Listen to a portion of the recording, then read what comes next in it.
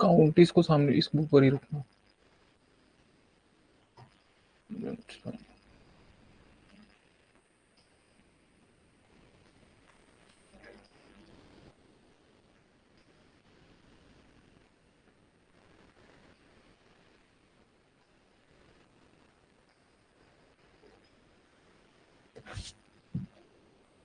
So good morning बच्चा party, फटाफट join करो सभी लोग। Good morning all. ठीक है, गुल्लू मुल्लू मॉर्निंग। हाँ ठीक है अभिषेक, गुड मॉर्निंग। देख लो, नाम लिया ना, अभी नाम के लिए कोई कंप्लेंट नहीं करेगा। ठीक है, तो hope you all are fine. ठीक है, we are just going to start just in 1 minute. एक बार सभी ज्वाइन कर लें वापस से। Good morning, good morning all. ठीक है, जय हिंद, जय हिंद बच्चे, जय हिंद। यस ठीक है। अभिषेक, कैसे हो रही पढ़ाई? पढ़ाई कैसे चल रही है? ठंडी कैसे लग रही है? गुड मॉर्निंग, गुड मॉर्निंग सृष्टि। खुश रहो भाई, खुश रहो सभी लोग। ठीक है, किसी का कुछ डाउट वगैरह है? खुश रहो बच्चे। राज पांडे, ठीक है, आपके क्वेश्चंस देख के ना समझ में आता है कि आप पढ़ रहे हो, क्या कर रहे हो। खुश रहो बेटा, जय हिंद बच्चे। ठीक है, तो now I think we should start. सुप्रभात, सुप्रभात बच्चे। ठीक है, तो स्टार्ट करें। पार्लियामेंट की अभी तक 3 क्लासेस कर चुके हैं।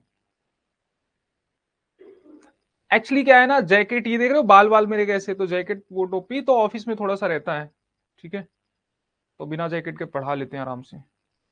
खुश का आशीर्वाद ना दो सर, बस ये आशीर्वाद दो कि सिलेक्शन हो जाए। अरे सिलेक्शन तो होगा ही, सिलेक्शन होगा ही। सिलेक्शन के लिए तो मतलब योर एवरीथिंग, मतलब ऐसा नहीं है कि ठीक है, ओनली योर सक्सेस और आवर्स, सारी चीजें आपकी हमारी है। तो आपकी सफलता हमारी सफलता है। आप पास हुए तो मतलब हम पास हो गए, तो सफलता तो मिलेगी। सफलता के लिए टेंशन मत लो, बस मेहनत करो, वो हो ही जाओगे। ठीक है, गुड मॉर्निंग बेटा। ठीक है, तो now I think we should start ना। 3 क्लासेस हो गई हैं, पार्लियामेंट को हमने अच्छे से समझ लिया है, बट अब थोड़ा सा चीजों को देखेंगे। आज थोड़ा सा लिखूंगा कम। रीजन क्या है कि मैंने ऑलरेडी सारी चीजें बता दी हैं, समझा दी हैं। जहां समझाने की बारी आएगी वहां तो समझाऊंगा मैं। हाँ मेरे बच्चे, रैंक लाना है, 2 साल से हो रही है। अरे हो जाएगा, सिलेक्शन के लिए इतना परेशान मत हो। देखो, जो बच्चे फेलियर से डरते हैं ना, मेरी बात बहुत ध्यान से सुनना। आज तुम कहाँ हो जब तुमने you have started from any point ना, और हमेशा लाइफ में ना आपको ये बात अभी समझ में नहीं आएगी। सेम गोज विथ मी, मतलब आप ऐसा मत सोचो कि मैं आपको ऐसा बहका रहा हूँ। क्या होता है जब स्टार्टिंग में हम तैयारी स्टार्ट करते हैं, तो एट द स्टार्टिंग कुछ भी बता दो, अभी आपको कुछ भी बता दो, कुछ समझ में नहीं आए। जब हम स्टार्ट करते हैं ना, तो हमें लगता है कि नहीं हमारी फर्स्ट रैंक आनी चाहिए, सेकंड रैंक आनी चाहिए, इसी बार आनी चाहिए, ऐसे ही आनी चाहिए। बट मैंने आपको बताया है, आपके बैच में बताया नहीं बताया, हमेशा ना जो परिणाम होता है प्रोसेस का परिणाम होता है। जो आप मेहनत करते हो ना, उसका परिणाम आता है, एक दिन रिजल्ट आता है उसका। ठीक है, आ ही जाता है।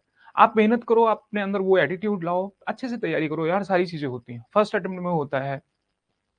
आपने जितनी भी तैयारी की 2 साल में होता है, और 2 साल में हो सकता है और अच्छी रैंक आ जाए, हो सकता है कि अभी आपकी 100th रैंक या उससे नीचे आए।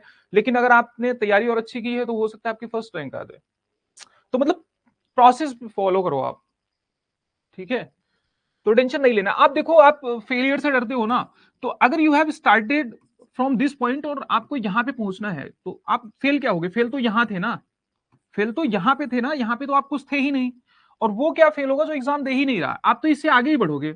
ठीक है, इससे आगे बढ़ोगे, मतलब कैसे भी जाओ। और यहां तक पहुंचे ना, अगर इस पॉइंट तक पहुंचे, तो फिर यहां से नीचे नहीं गिरते, फिर आप इससे ऊपर ही जाते हो।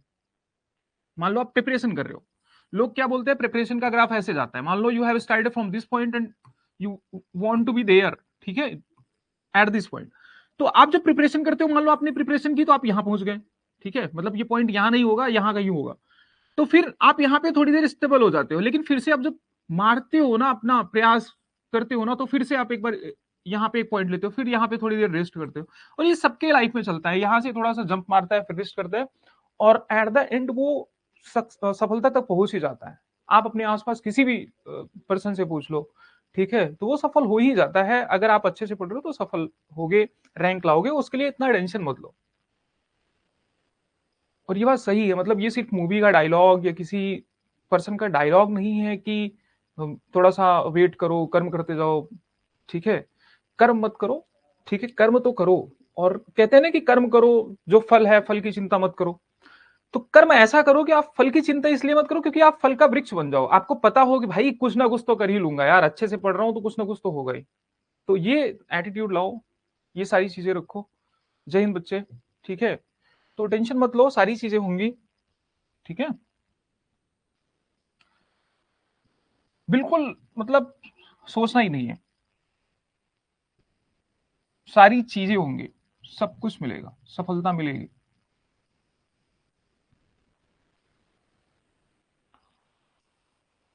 ठीक है, तो हाँ मेरे बच्चे ये भी समझ गए। वही है ना, अगर आप एक इफ पोयम है, मतलब मैं थोड़ा सा लिटरेचर वगैरह पढ़ता हूँ, अरे तो मैंने लिटरेचर पढ़ी हुई है। तो एक इफ पोयम है, उसको पढ़ना। उसमें वो बोलता है ना कि at the end you if you have given your whole life to make anything. मैं तो कहता हूँ कि अगर आप किसी एक चीज को पाने के लिए सारी चीजें छोड़ रहे हो ना, और फिर बाद में पता चले, मान लो चलो ठीक है, अरे थोड़ा सा मोटिवेट हो ही जाओ तो वो भी जरूरी है। मान लो आपको कोई चीज पानी है, मान लो आपको ए पाना है, आपको कुछ भी बनना है, ठीक है, आपको सेकंड लेफ्टिनेंट बनना है, कुछ भी बनना है, कोई भी एग्जाम क्रैक करना है। तो मैं क्या बोलूं, आपका ये ख्वाब है कि आगे चलकर मैं अगर सेकंड लेफ्टिनेंट बना तो फिर आगे चलकर मैं जनरल की पोस्ट तक कैसे पहुंच पाऊंगा या सीडीएस कैसे बन पाऊंगा। ठीक है, सभी सोचते हैं, मैं भी सोचता था, आप भी सोचो। तो अगर मान लो आपको ए पाना है, सारी चीज छोड़ के पहले ए में लग जाओ। ये बिल्कुल सोचना ही मत कि मुझे बी भी चाहिए, चलो ए नहीं मिला तो बी मिल जाए, बी नहीं मिला तो सी मिल जाए, छोड़ो, इसको छोड़ दो। आप पूछोगे अगर ए भी नहीं मिला तो, अरे नहीं मिला तो नहीं मिला, क्योंकि मैं सिर्फ इफ पोएम ये किसी पर्सनल थॉट्स पे नहीं जाता हूँ। ठीक है, रूडयार्ड किपलिंग ने ये लिखा है कि मान लो आपने पूरा लाइफ दे दिया, कुछ चीजें सर्टेन थी, जैसे बी और सी आपको मिल भी सकता था, चलो ए थोड़ा टफ है, बी और सी मिल भी सकता था, बट भाई इसको लेना ही क्यों? इसमें मजा ही नहीं आएगा ना जिंदगी का। जिंदगी का मजा तो इसे ही पाने में है। अरे नहीं मिले नहीं मिले, मैं कह रहा हूं कि क्या लिखा है उसने कि if you have given your whole life to make only one thing, पूरा जीवन दे दिया सिर्फ एक चीज बनाने में, अगर फिर भी नहीं मिला ना, कोई बात नहीं। ये बिल्डिंग फिर भी नहीं बनी, ये मैंसन फिर भी नहीं बना, तो कोई बात नहीं। इसमें जितनी मेहनत आपने डाली है ना, उस मेहनत से एक ऐसी शानदार बिल्डिंग बनेगी कि आपने सपने में भी नहीं सोचा होगा। इससे भी बड़ी बिल्डिंग बनेगी। मैंने बहुत सारे लोगों को देखा है, आप सुब्रमण्यम स्वामी को जानते होंगे, ठीक है, जो आरबीआई के लिए आरबीआई की कमेटी में नहीं रह पाए, ठीक है, आरबीआई की कमेटी में नहीं रह पाए, और उसके बाद आरबीआई के गवर्नर नहीं बन सकते, ठीक है, तो वो आईएमएफ को लीड कर रहे हैं। मतलब वो आरबीआई में कभी सेलेक्ट नहीं हुए, वो आईएमएफ को लीड कर रहे हैं। ऐसे बहुत सारे लोगों का, कलाम जी का एग्जाम्पल है। गुड मॉर्निंग बच्चे। ठीक है, तो ये तो टेंशन लो ही मत कि क्या होगा क्या नहीं होगा, बस हाँ ठीक है, सर्टेन वर्टेन चीज के चक्कर में पड़ो मत। कोई बात नहीं, जो असंभव है उसके चक्कर में लगो। संभव तो संभव ही है, संभव तो कभी भी मिल जाएगी। चलो यहाँ आते हैं। पार्लियामेंट की क्लास में मैंने बहुत सारा कुछ पढ़ाया था आपको, ठीक है, राज्यसभा लोकसभा के बारे में बताया था, स्पीकर के बारे में भी बहुत सारी चीजें बताई थी। आज वो चीजें आप एक बार रिवाइज कर लो। ठीक है, कल मैंने डिस्क्वालिफिकेशन के बारे में बताया था, डिस्क्वालिफिकेशन कैसे कैसे हो सकता है अगर अनसाउंड माइंड हो, मतलब अनसाउंड माइंड हो, किसी का दिमाग अगर खराब हो, मतलब कोई पागल इंसान हो और उसको कोर्ट ने ऐसा बोला हो, तब भी सही, मतलब तब वो क्या है, तब क्या हो सकता है, वो डिस्क्वालीफाई हो सकता है, कोर्ट ने बोला हो। दूसरी बात, अनडिस्चार्ज इंसॉल्वेंट हो, मतलब अनुमोचित दिवालिया हो। ठीक है, तो ये कांड है। दूसरी बात ये कि ऑफिस ऑफ प्रॉफिट होल्ड करता हो। राधे राधे बच्चे, गुड मॉर्निंग ऑल, अभी स्टार्ट करते हैं। ठीक है, तो ऑफिस ऑफ प्रॉफिट अगर होल्ड कर रहा है, या मान लो किसी और कंट्री की उसने नागरिकता स्वीकार कर ली, तो वो डिस्क्वालीफाई हो जाता है। और डिस्क्वालीफाई कौन करेगा बताओ? प्रेसिडेंट करेगा। और बताओ क्या बताया था? प्रेसिडेंट करेगा, लेकिन किसकी सलाह पे करेगा? इलेक्शन कमीशन की सलाह पे करेगा। और इलेक्शन कमीशन की सलाह बाइंडिंग होगी। कैसी होगी बताओ? बाइंडिंग। बच्चा बोल रहा है मुझे तो सिर्फ सीडीएस आईएएफ चाहिए। आपको जो चाहिए, मैं कह रहा हूं कि आपको जो भी चाहिए आप एस्पायर करो उसके लिए। ठीक है, दिन भर रात भर उसी के सपने देखो। जब सपने देखोगे तो चीजें, सपने ऐसे नहीं, सो के नहीं देखना है, सपने देखो, उसमें रमे रहो, वही करना है, वही पाना है जिंदगी में, और कुछ है ही नहीं। उसके अलावा you have nothing to do. ठीक है, अब वो सारी कहानी हो गई। अब आते हैं पढ़ाई पे, क्योंकि ये मेन है, ये इंपॉर्टेंट चीज है। सुनो मेरी बात। अब देखो यहां पे डिस्क्वालिफिकेशन के बारे में बता दिया था। डिस्क्वालिफिकेशन कौन, बताओ कौन क्या करता है डिस्क्वालिफिकेशन के लिए? प्रेसिडेंट। ठीक है, प्रेसिडेंट किसी के डिस्क्वालिफिकेशन में डिसीजन लेता है कि ये डिस्क्वालीफाई होगा कि नहीं होगा, इलेक्शन कमीशन की सलाह में। अब इसके अलावा कुछ और भी अयोग्यताएं हैं। एंटी डिफेक्शन लॉ लगता है। एंटी डिफेक्शन लॉ मतलब भारतीय संविधान की 10वीं अनुसूची में दिया गया है। किसमें दिया गया है? 10th शेड्यूल में।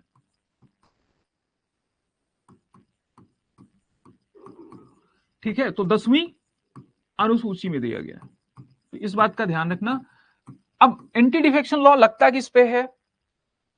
ठीक है, सिर्फ 4 पॉइंट याद रखना। मैं आपको चार चार पॉइंट काफी टाइम से याद करवा रहा हूं। एक्चुअली ये 4 ही 4 पॉइंट आ रहे हैं, तो मैं क्या करूं? आप ये समझ सोचना सर सारे पॉइंट काट के 4 बना दे रहे हैं। ठीक है, तो कोई पर्सन मतलब किसी पर्सन पे डिफेक्शन लग जाएगा। क्या लग जाएगा? एंटी डिफेक्शन लग जाएगा। अभी भी रिवाइव कर सकते हैं उनका इंटरव्यू मैंने। ठीक है, दैट इज अनदर पॉइंट बेटा। दल बदल के बारे में है, हाँ बच्चे, दल बदल के बारे में। ठीक है, एंटी डिफेक्शन मतलब दल बदल कानून। तो ठीक है, अब ये 4 पॉइंट पे लग सकता है, मतलब 4 चीजों पे लग सकता है। पहली बात तो मान लो कि इलेक्टेड,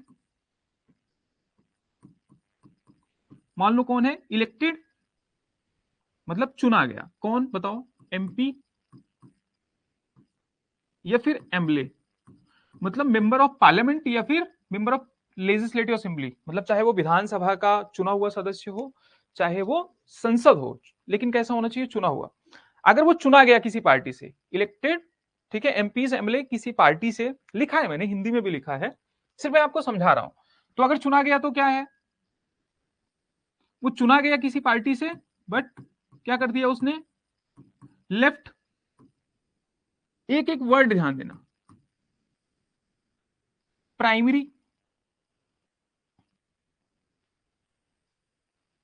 लेफ्ट छोड़ो, रिजाइन कर दो। यहां पे क्या कर दो? रिजाइन फ्रॉम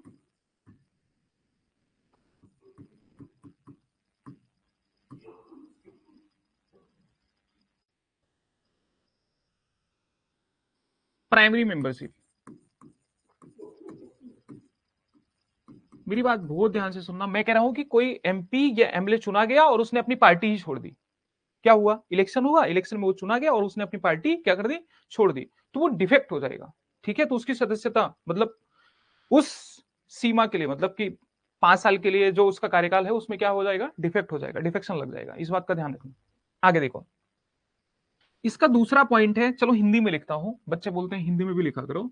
ठीक है, मान लो कोई चुना गया है, ठीक है, कोई इंडिपेंडेंट पर्सन है, ठीक है, या मान लो कोई नॉमिनेटेड पर्सन है, नामित, नामित को नामांकित भी कर सकते हो आप। ठीक है, नामित संसद, सांसद या फिर विधायक क्या करता है?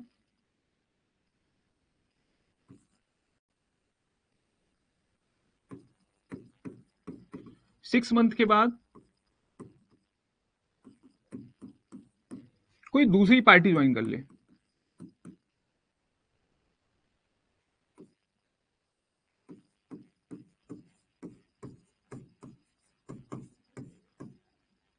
ठीक है, कोई दूसरी पार्टी में क्या हो जाए? शामिल हो जाए या ज्वाइन कर ले।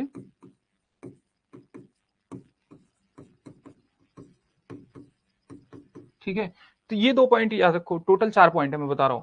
तो पहली बात तो क्या, मान लो कोई एमपी या एमएलए चुना गया और उसने अपने प्राइमरी पद से, मतलब कि बताओ प्राइमरी मेंबरशिप क्या होती है? आपने कोई पार्टी ज्वाइन की, चलो मैं हूं, मैंने कोई एक्स पार्टी ज्वाइन की, ठीक है, जो करंट पार्टी है उनका क्या ही नाम लेना, मैंने कोई एक्स पार्टी ज्वाइन की, तो मैंने एक्स पार्टी ज्वाइन कर ली। जब पार्टी ज्वाइन किया होगा तो मैंने सदस्यता लिया होगा।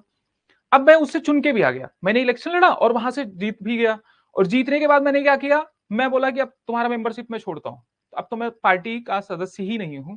तो क्या हो जाएगा? वो डिफेक्ट हो जाएगा, उस पर एंटी डिफेक्शन लग जाएगा। दूसरी बात, अब जैसे नामित सदस्य होते हैं, मतलब कुछ लोगों का नामांकन किया जाता है ना, नामांकित किए जाते हैं।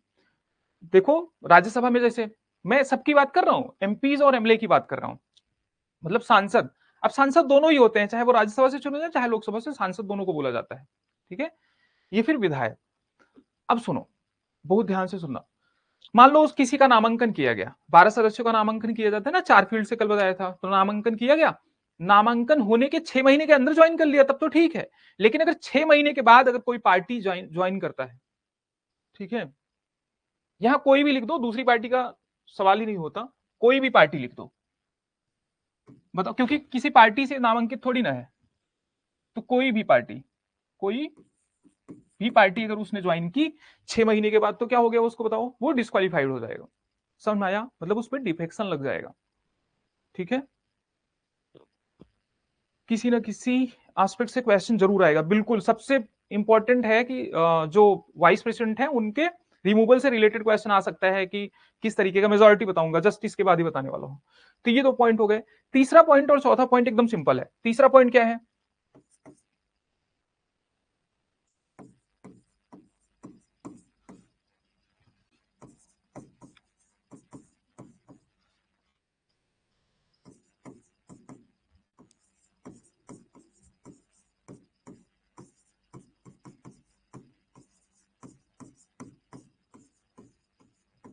अपनी पार्टी से अलग वोट करता है। अपनी पार्टी से अलग वोट करता है मतलब बताओ, मान लो पार्टी किसी, बहुत सारे इलेक्शन होते हैं, प्रेसिडेंट के इलेक्शन होते हैं, राज्यसभा में चुनाव होता है, तो बहुत सारे ऐसे इलेक्शन होते हैं।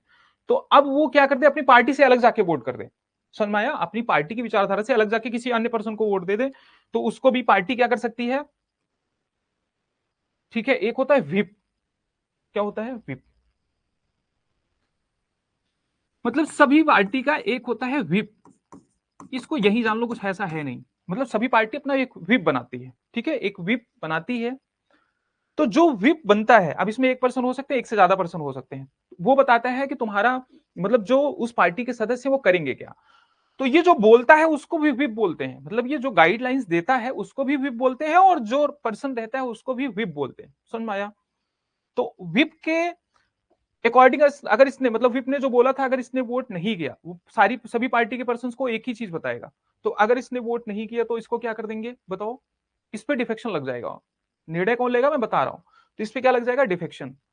लेकिन मान लो अगर वोट कर दिया इसने, ठीक है, तो वोट कर दिया, तो ये इसको क्षमा भी कर सकता है सर्टेन पीरियड के अंदर, अगर नहीं किया तो फिर तो लग ही जाएगा, ठीक है।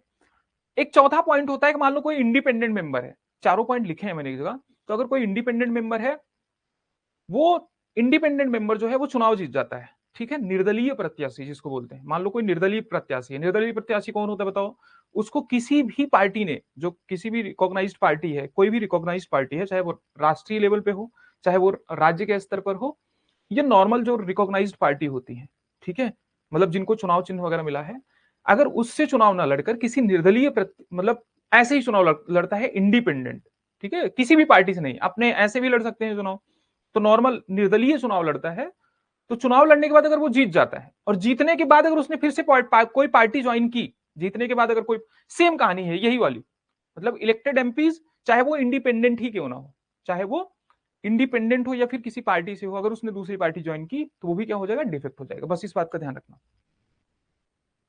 ठीक है। तो ये देखो, ये 4 पॉइंट है, इसको याद रखना। इसमें क्या याद रखना है, कोई दिमाग ही नहीं लगाना, सिर्फ आपको कहां डाउट आएगा, मान लो कोई पार्टी है, सिर्फ 4 पॉइंट बताओ, एकदम सिंपल बताओ, कोई पार्टी से कोई मेंबर चुना गया, और वो चुना गया किसी और पार्टी से, दूसरी पार्टी ज्वाइन कर लेता है, तो बताओ उसको क्या कर देंगे, डिफेक्ट कर देंगे, पहला पॉइंट हो गया। दूसरी बात, ये विप वाले देखो, मान लो कोई अपनी पार्टी से अलग जाके वोट करता है, तो उस पर डिफेक्शन लग सकता है, ठीक है, ये एक बात हो गई। उसके अलावा मान लो किसी का नामांकन किया गया, ठीक है, नामांकन किया गया राज्यसभा में, ठीक है, तो अगर नामांकन किया गया, अब उसने नामांकन के अलावा, मतलब नामांकन के 6 महीने के अंदर, मान लो आज जो भी डेट है, अगर आज नामांकन किया जाता है, आज ही ज्वाइन कर ले, कोई भी पार्टी ज्वाइन कर ले, कोई फर्क नहीं पड़ेगा, उस पर डिफेक्शन नहीं लगेगा। 6 महीने के अंदर ज्वाइन करता है तो कोई डिफेक्शन नहीं लगेगा, जैसे 6 महीने के बाद उसने कोई पार्टी ज्वाइन की, उस पर डिफेक्शन लग जाएगा। समझ में आया। तो ये तीसरा पॉइंट था। और चौथा और इंपॉर्टेंट पॉइंट ये था, मान लो कोई इंडिपेंडेंट प्रत्याशी है, मतलब कोई निर्दलीय प्रत्याशी है, और वो क्या करता है बताओ, वो क्या करता है, वो चुनाव लड़ता है, जीत भी जाता है, और फिर दूसरी पार्टी ज्वाइन कर लेता है। अब इसमें टाइम वाइम नहीं है, दूसरी पार्टी ज्वाइन कर लिया तो उस पर क्या लग जाएगा, डिफेक्शन। बिहार के नीतीश कुमार का एग्जाम्पल दे रहे बच्चे, वो पार्टी नहीं चेंज कर रहे हैं, आप समझो, वो पार्टी नहीं चेंज कर रहे हैं, उनकी पार्टी उन्हीं की पार्टी है, वो क्या कर रहे हैं, क्या चाहिए बताओ? 50% प्लस 1 सीट चाहिए कहीं भी, चाहे विधानसभा में चाहे लोकसभा में। देखो सरकार कब बनेगी? राज्यसभा से मतलब नहीं होता, लोकसभा में, जब लोकसभा में बहुमत आ गया तो सरकार बन जाएगी। तो आपको सीट कितनी चाहिए? मान लो 543 सीट है, पहले कितनी थी? 545 सीट थी, तो नॉमिनेशन वाला भी तो लिया जाएगा, तो 545 सीट थी। तो इसका 50% से ज्यादा, अब देखो यहां पे 50% प्लस 1 मैंने क्यों नहीं बोला? 50% से ज्यादा समझो, क्यों? क्योंकि यहां फ्रैक्शन में नंबर आएगा, तो उससे ज्यादा होगा तो क्या बन जाएगा? सरकार बन जाएगी। इस बात का ध्यान रखना। तो जैसे ही 50% प्लस 1 हुआ, मतलब 50% से ज्यादा हुआ, तो वो सरकार बन जाएगी। अब इसमें होता क्या है कि मान लो किसी एक पार्टी की 50% वोट नहीं आई, तो वो 2-3 पार्टी से मिलकर बनाते हैं। तो मान लो नीतीश कुमार जी हैं, एक एग्जांपल देता हूं, मान लो टोटल सीट है 100, अब कितने सरकार बनाने के लिए कितनी चाहिए? 51 चाहिए। मान लो नीतीश कुमार की कितनी सीट आई? 25 आई। नीतीश की 25 आई, एकदम सिंपल। देखो नीतीश कुमार की मान लो 25 आई। अब देखो ध्यान से, इसमें किसी और पर्सन की मान लो एक की 10 आई, एक की 20 आई, कितना हो गया भाई? और चलो मान लो एक की 35 भी आ गई, कितना हो गया? 35, ठीक है, 20 20 40, 40 5 45 और 10 55, ठीक है, और 45 होना चाहिए, तो एक की और 10 आई। अब देखो ये कैसे सरकार बना सकते हैं? इनको 51 चाहिए, इतने लोग हैं, ठीक है, इतने लोग हैं। अब इनको चाहिए 51। अब मान लो ये नीतीश कुमार है, चलो ये मतलब एक कंडीशन है कि ये किसी को ज्वाइन कर ले अपने साथ, इनका 51 हो जाए तो ये सरकार बना ले। मान लो अगर इनका नहीं भी होता है, तो इस बात का ध्यान देना, तो ये पर्सन किसी को भी मिला सकता है। मान लो इन 3 लोगों से ज्वाइन कर लिया, 3 लोगों ने इनकी पार्टी ज्वाइन कर ली, तो ये कितने हो गए बताओ? तो ये 40 हो गए, और 40 20, 40 25 65, तो इनका तो बहुमत हो रहा है, ठीक है। बहुत सारे एमएलए राज्यसभा के एमपी के इलेक्शन में बीजेपी नॉमिनी के को वोट करते हैं। नहीं, अब तो विप बैठता है और वो देखता है ओपन बैलेट पे, इनका इलेक्शन कैसा होता है? ओपन बैलेट पे होता है, और चेक करते हैं, विप चेक करते हैं, इस बात का ध्यान रखना। अब छोड़ो, अब यहां आओ, देखते हैं, ठीक है, बातों से भटकना नहीं है, जो काम की बात है बस उतना समझो। तो डिस्क्वालिफिकेशन के बारे में निर्णय कौन लेता है बताओ? वहां पे प्रेसिडेंट निर्णय लेता था, यहाँ पे कौन निर्णय लेता है? Presiding officer. प्रिसाइडिंग ऑफिसर मतलब राज्यसभा में कौन होता है? चेयरमैन। और लोकसभा में कौन होता है? स्पीकर। समझ में आया? तो निर्णय कौन लेता है बताओ? स्पीकर और चेयरमैन, ठीक है, उनका डिसीजन अंतिम है, उनका डिसीजन अंतिम है, इस बात का ध्यान रखना, ठीक है। और इलेक्शन कमीशन की जो सलाह है वो बाइंडिंग नहीं है। सुप्रीम कोर्ट ने ये बोला है, कई बार बोला है कि थोड़ा जल्दी करो, जल्दी करो, ठीक है। इसमें एक मर्जर वाला भी पॉइंट आता है, वो मैं बताऊंगा आपको, ठीक है। तो हिंदी में देखो, राज्यसभा के मामले में कौन सभापति, और लोकसभा में सभा कौन है? स्पीकर है। अब तुम सारी चीजें भूल जाओ, ये समझो प्रिसाइडिंग ऑफिसर करता है। कौन अंतिम डिसीजन लेता है? तो एंटी डिफेक्शन के मामले में जो अंतिम डिसीजन लेगा वो प्रिसाइडिंग ऑफिसर लेगा। राज्यसभा में कौन? चेयरमैन, ठीक है, मतलब सभापति। और लोकसभा में कौन? स्पीकर, अध्यक्ष द्वारा लिया जाता है। मतलब राष्ट्रपति द्वारा नहीं है, ये पॉइंट यहां लिख भी दिया है कि ताकि आपको याद रहे कि राष्ट्रपति द्वारा नहीं। और की हो तो होलोहन कुछ नहीं है इसमें, सिर्फ सुप्रीम कोर्ट ने बोला कि थोड़ा जल्दी लो निर्णय, ठीक है। हाँ, और इसकी न्यायिक समीक्षा की जा सकती है। मैंने आपको बोला जुडिशियल रिव्यू जो है वो किसी भी चीज का किया जा सकता है, सिर्फ और सिर्फ बताओ कौन सा? 9 शेड्यूल में, ठीक है, जो 24 अप्रैल 1973 से पहले का पॉइंट है उसको छोड़कर। मतलब बताओ राज्यसभा के सदस्य, अच्छा सुनो मेरी बात ध्यान से सुनो, जो स्पीकर होता है या फिर जो चेयरमैन होते हैं, वो तो वाइस प्रेसिडेंट ही होते हैं, लेकिन जैसे मान लो डिप्टी स्पीकर हो गए, या स्पीकर हो गए, या डिप्टी स्पीकर हो गए, ये लोग मतलब जो राज्यसभा का सदस्य है या लोकसभा के सदस्य है ना, तो वो अलग से कोई स्पीकर की शपथ नहीं लेते। इस बात का ध्यान रखना, वो अलग से कोई स्पीकर या डिप्टी स्पीकर की शपथ नहीं लेते, वो सिर्फ और सिर्फ एमपी की शपथ लेते हैं। और एमपी की शपथ कौन दिलाता है बताओ? प्रेसिडेंट दिलाते हैं, इस बात का ध्यान रखना बस। तो कह रहे हैं कि राज्यसभा के प्रत्येक सदस्य को राष्ट्रपति या उनके द्वारा प्रयोजित, मतलब कि क्या, कि each member of the Rajya Sabha has make क्या? ओथ एंड अफर्मेशन, मतलब या तो ओथ लेगा या तो फिर अफर्मेशन लेंगे, ठीक है। Sabha has to make and subscribe क्या? टू एन ओथ और अफर्मेशन बिफोर द प्रेसिडेंट, मतलब प्रेसिडेंट या फिर उनके द्वारा, प्रेसिडेंट के द्वारा अगर कोई नियुक्त किया गया तो वो पर्सन भी, हाँ, कोइलेशन होता है उसको बोलते हैं। सैलरीज एंड अलाउंसेस जो होते हैं मेंबर्स के, तो ठीक है, वो संसद जो है समय समय पर निर्धारित करती है। अभी 1 लाख रुपए है, ठीक है, उनकी पेंशन भी देख लेना 25,000 है, लेकिन ठीक है, तो ये समय समय पे चेंज होता है। तो एग्जाम से जस्ट पहले इसको एक बार नेट पे सर्च कर लेना। ये पूछा ही नहीं जाएगा तो सर्च क्या ही करोगे, नहीं पूछा जाएगा। बस ये पूछा जाएगा कि कौन निर्धारित करता है, तो संसद समय समय पर अपना करती है, रिवाइज करती है चीजें, सैलरी। स्पीकर और डिप्टी स्पीकर जो होते हैं, उनकी सैलरी संसद समय समय पर डिसाइड नहीं करती। ठीक है, उनका जो सैलरी होती है वो कंसोलिडेटेड फंड ऑफ इंडिया पे वो चार्ज होती है। जो चीजें चार्ज होती है ना, जैसे अब आपको कंफ्यूजन होगा, सैलरी तो वैसे भी सबकी कंसोलिडेटेड फंड ऑफ इंडिया से निकलता है, वो मैं जब वहां बताऊंगा, फंड बताऊंगा तो बताऊंगा। तो कंसोलिडेटेड फंड से निकलता है, मतलब भारत के संचित निधि से निकलता है। लेकिन आप मेरी बात सुनो, एक होता है चार्ज एक्सपेंडिचर, जो चार्ज एक्सपेंडिचर होता है ना, उस पर डिस्कशन वगैरह नहीं होता, उसको पास ही कर देते हैं। ठीक है, तो ये ध्यान रखो। तो इसको मतलब राज्यसभा से संबंधित कुछ नियम बनाने का अधिकार किसके हैं? प्रेसिडेंट के भी हैं। तो प्रेसिडेंट ने भी कुछ अधिकार बनाए हैं। देखो, राज्यसभा के सदस्य ऐसे वेतन और भत्ते प्राप्त करेंगे जो संसद समय समय पर निर्धारित करे, ये बात है। भारतीय संविधान में राज्यसभा के सदस्यों के लिए पेंशन का कोई प्रावधान पहले नहीं था, संविधान में कोई प्रावधान नहीं है, इस बात का ध्यान रखना। बताओ कहां है? तो 1976 में भारतीय संसद ने राज्यसभा के सदस्यों के पेंशन का प्रावधान किया, मतलब वो संसद करती है समय समय पे। संविधान में बहुत सारी चीजें नहीं है, ठीक है, संविधान में सारी चीजें पास मतलब पॉसिबल नहीं है। ठीक है, कंफ्यूज मत होना, संविधान में नहीं है फिर कहां है, इसका मतलब है ही नहीं, तो ऐसा कुछ नहीं है। तो इस बात का ध्यान रखना। तो अगर कोई व्यक्ति, अब सुनो, अब यहां भी चार कंडीशन है, यहां भी चार कंडीशन। मान लो कोई व्यक्ति है, वो क्या हो गया, एकदम कॉमन सेंस से, कुछ है ही नहीं। मान लो एक पर्सन है, यहां पे लिखा है, मैं सिर्फ समझा रहा हूं आपको, इसको सिर्फ समझना है। कितनी चीज याद करोगे बताओ? ठीक है, तो मेरी बात बहुत ध्यान से सुनना।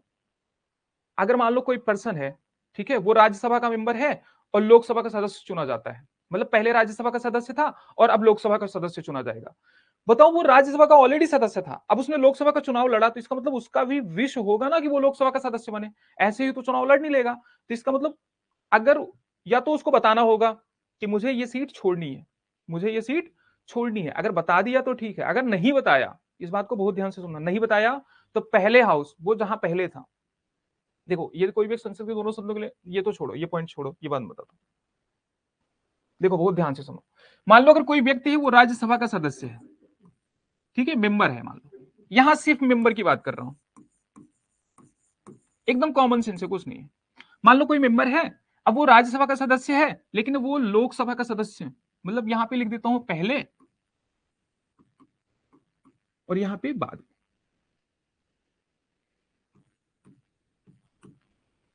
ठीक है, तो वो